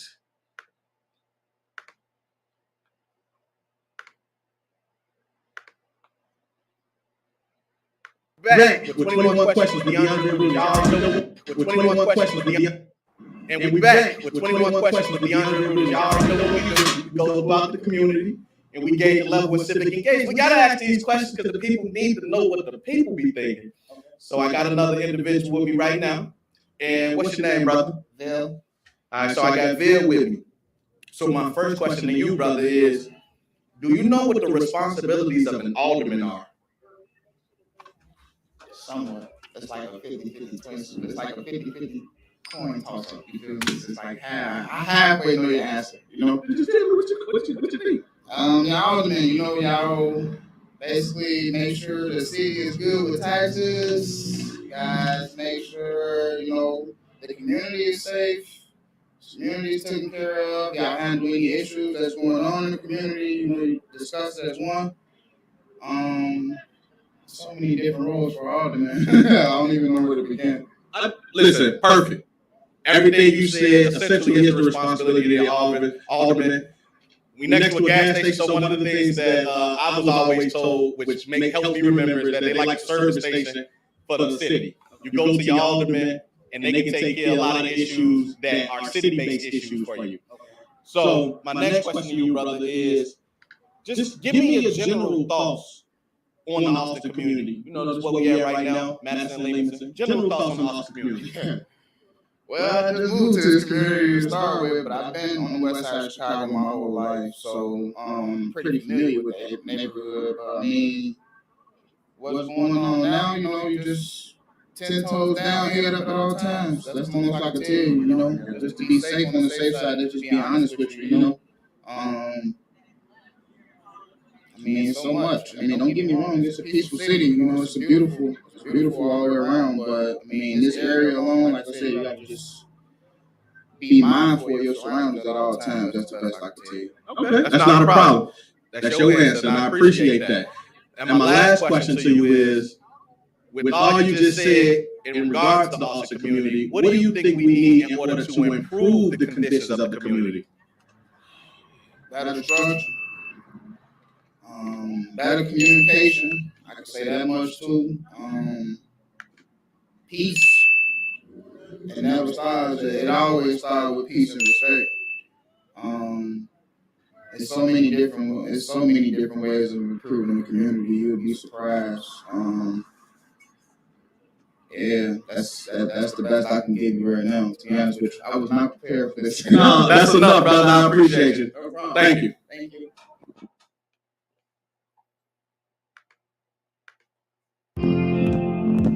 You might be asking yourself, can you actually create high quality live streams for? All right, so I hope that worked.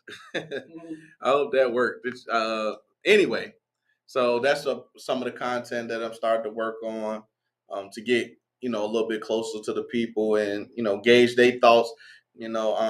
As we talk about politics, a lot of times people feel left out of the process because nobody goes to them, the ones that are most silent, and ask them how they feel about things. And so my thing is trying to be that person that's going to go to our people and ask them how they feel about it, because everybody got an opinion, and sometimes you just got to put a mic in their face to hear it.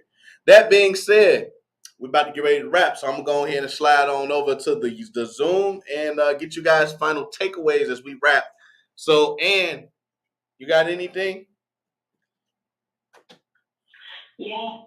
So like one of the things I was thinking about when we were talking about the alderman and we were talking about they don't have like a job description. How would it be if we were sort of figuring out what the alderman should be doing? Is there a way to grade the alderman? Are there any criteria that anybody that you all know of used to grade the alderman, so to speak? To just sort of gauge how the alderman is doing? No, not to my knowledge. I don't think that. You know what? There could possibly be one of these periodicals that do something like that give the alderman a grade. You know what? So I'll look for something like. I feel like I've seen something like that before. Attendance, Yeah. how many times they voted, right, which way did they right, vote, right, are they conscious right. of the community needs? Yeah, I think I feel like I've seen something like that before. So I definitely I'm gonna look that up. I think that's something that we all should be constantly doing, is grading our alderman and just assessing how he's doing from like period to period. Because I'm looking, some boards seem to get everything. They seem like city boards are not getting much of anything. So I'm just wondering, I know I guess we sort of approve or disapprove when we vote in, that's already been in or out. But I'm just wondering, is there like a tool that people use to sort of like grade the alderman? You know what? So I see a report card for attendance, and that sometimes has that.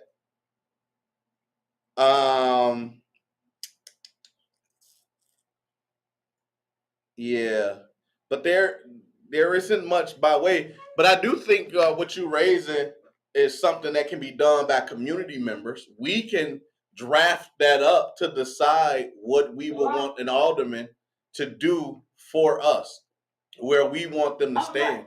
So there's an opportunity there to do something like that. But right now, as I just did a quick search, the only thing that I see is attendance report.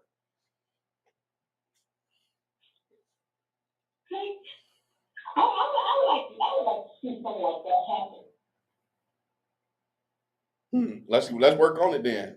That needs to be worked on. That needs just supporting for people to get behind it.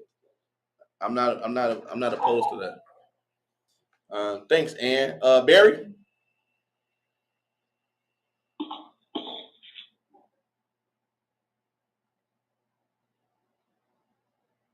Hey, sorry.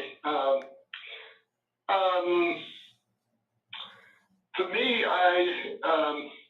when you're asking people their views, I'd like to hear from people what they'd be willing to do to improve the community. Oh, that's a good point. I will make sure that I add that. You're not wrong for that. I will absolutely add that. I can add that for sure. Mm-hmm. I can definitely add that.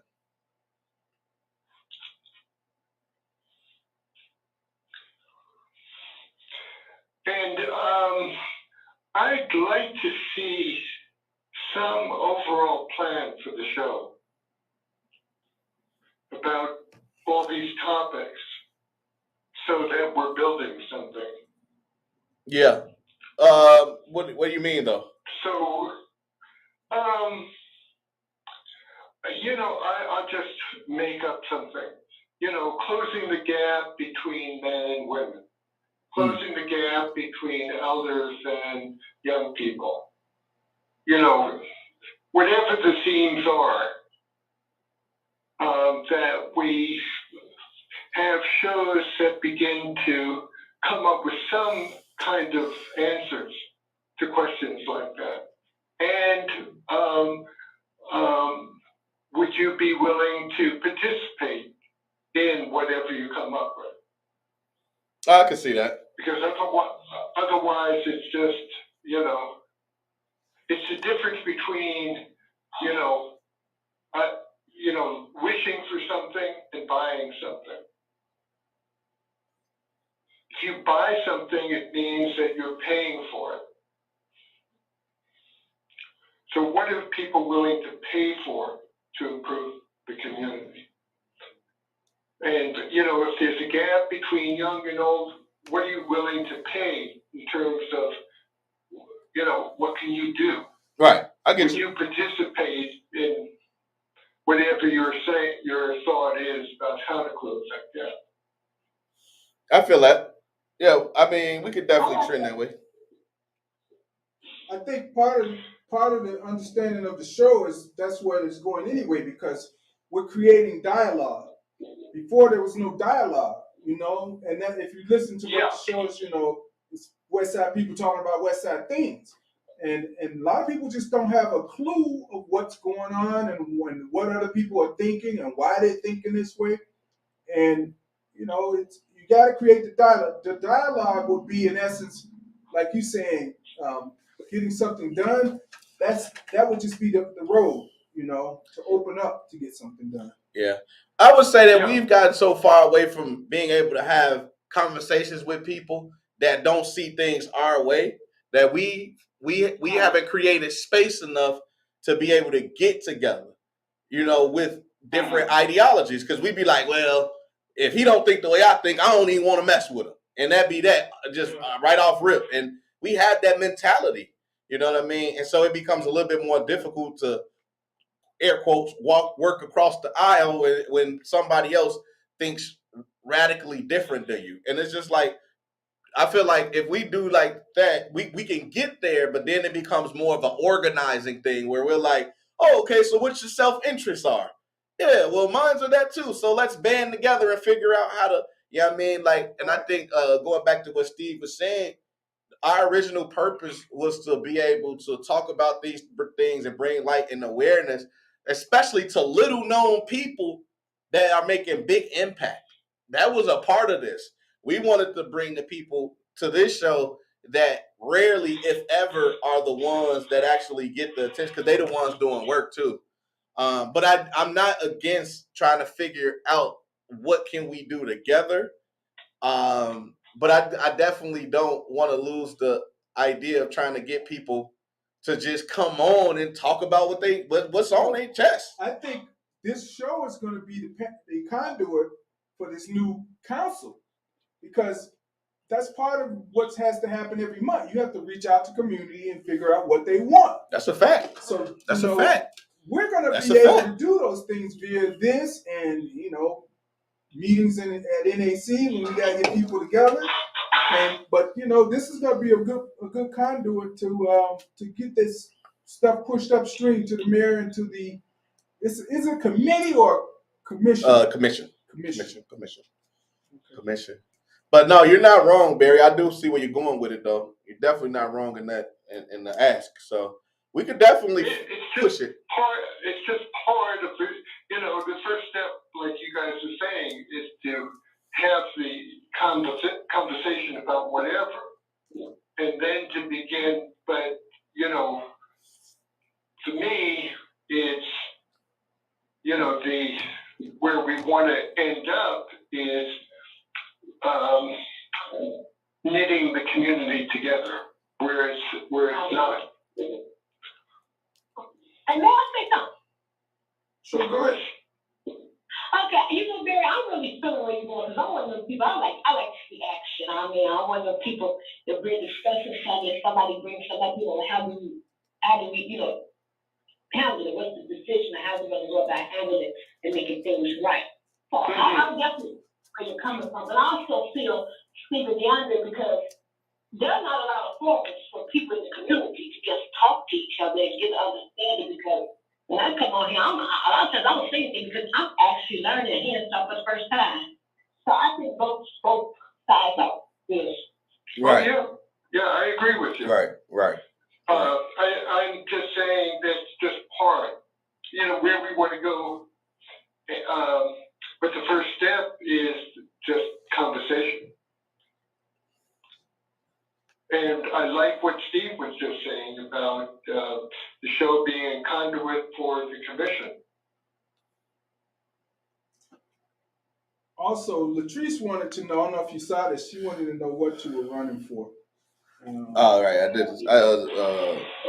Yeah, I'll put that up. Yeah. You got to mute.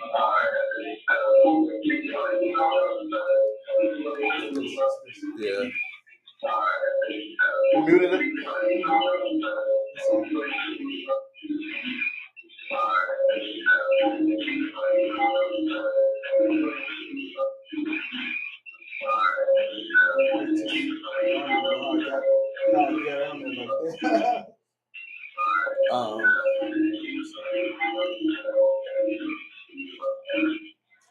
Anybody else?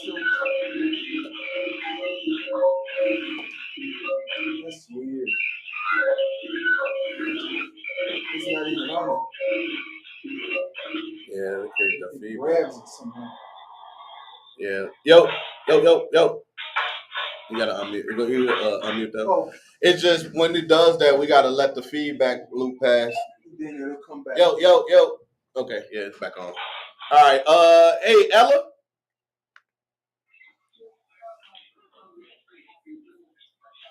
Ella Houston.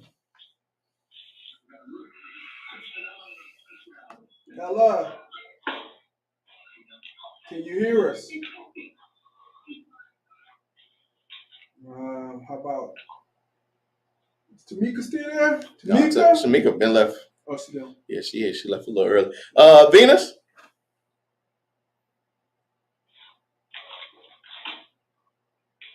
Venus, I know Venus has something. Venus. She's not there. Anybody else that's on, just go ahead. Just chime in anytime. Hi, this is Ella. I'm having a lot of problems with my phone, my iPad, my YouTube, because I can hear a lot of noise, and the conversations are all muddled. So I don't know if it's on my end or something like that. So I missed a great deal of the conversation. Sorry. Because I kept switching back from my phone to my tablet to the computer, and it just wasn't right. Okay, no worries. We get you right. We get you right. Venus.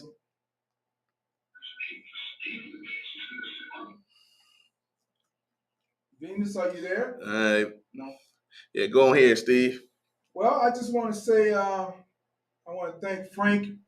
What's his last name? He's coming back on again, right? Yeah, we definitely got to get Frank. I'm trying to get him. See when if he's available next week. You just go from there. And we're definitely gonna have the family for Treasure Hendricks to come on next week. We're gonna check to make sure, but they said they would do it next week. And I think everybody should tune in to hear about what's going on, so we can figure out how to get them some support. And I want to thank everybody else that came on tonight. We had a good topic. We had a pretty good night, and hopefully we'll get the congressman or Arnold back also, and some of the people that are running for some of these positions. Yeah, hopefully we'll get them on. For me, I just want to really end with continuing pumping the need to support candidates that are running for the district councils. Myself, I'm running for the 15th district. And so that just involves a lot of work, a lot of footwork. So if you know people that live in the 15th district, please don't hesitate to send them my way so that I could stop by and get their signature. I'm trying to get really good signatures, meaning going straight to the source. That means people's homes. And if they want to learn more about me, the councils, ECPS, I'm always open for any of that. Quick question. So. Can one person vote for 3 people in the same district? Yeah, I think it's gonna be like I think it's gonna be like water reclamation. You know, water reclamation has 7 to 8 candidates, and you choose 3. So if there's just so turns out to be 7 to 8 people, then when you go to the ballot box, so every person in every police district can vote 3 times. yeah, you're gonna have to vote for 3 people. Okay. As long as there's enough people to fill out the ballot. Of course, as we know that some of these districts aren't being run for. You know what I mean? And so who knows? There may be an appointment process there, but as long as there's enough bodies on that ballot, then people will be able to select who they want to represent, and you're gonna have 3 chances to do that. So, Right. Sounds like a process. as my slogan goes, just root for rooters. You know what I mean? And that don't mean just be happy about the fact that I'm running. It also means look at the person that is running, the foundational change I'm trying to instill, and even the foundation of where I come from in this. Started in 2012. I continued on working with the police in various ways, including teaching them, including assessing them for work, you know, including being a part of the pilot project that launched in the 25th district and building community with them and across communities. And even on the other end, standing up for justice for Trayvon Martin and Jeanette Young. We were a part of the movement, you know what I mean? When people wanted to march for that, and anti-violence rallies, and you name it. Like, I'm squarely for the community, but I also believe in building community where none exists. And so, you know, I definitely want to represent and be a person that could do that on a district council. So again, 15th district. If you know people that need to know me, let me know so I can know them. That being said, we do this show every Sunday from 6 to 8 p.m. We got various ways of interacting with the show. We got the Zoom, we got the Facebook, and again, we went to YouTube today. Really was trying to try some different things out, but we was able to make it happen. So we do have all 3 once again. So utilize the one that best works with you. Yeah, I think that's typically it. And in closing, like I like to say, we have a lot of open seats at the table. All we're trying to do is welcome y'all on home. Thank y'all for allowing us to welcome you to Northwest Austin Council. Y'all have a good night. Good night, all. Bye. Good day. All right, bye. Good night, everybody. Oh, you turn it off from there? Yep. Oh, cool. I saw Arnold on earlier.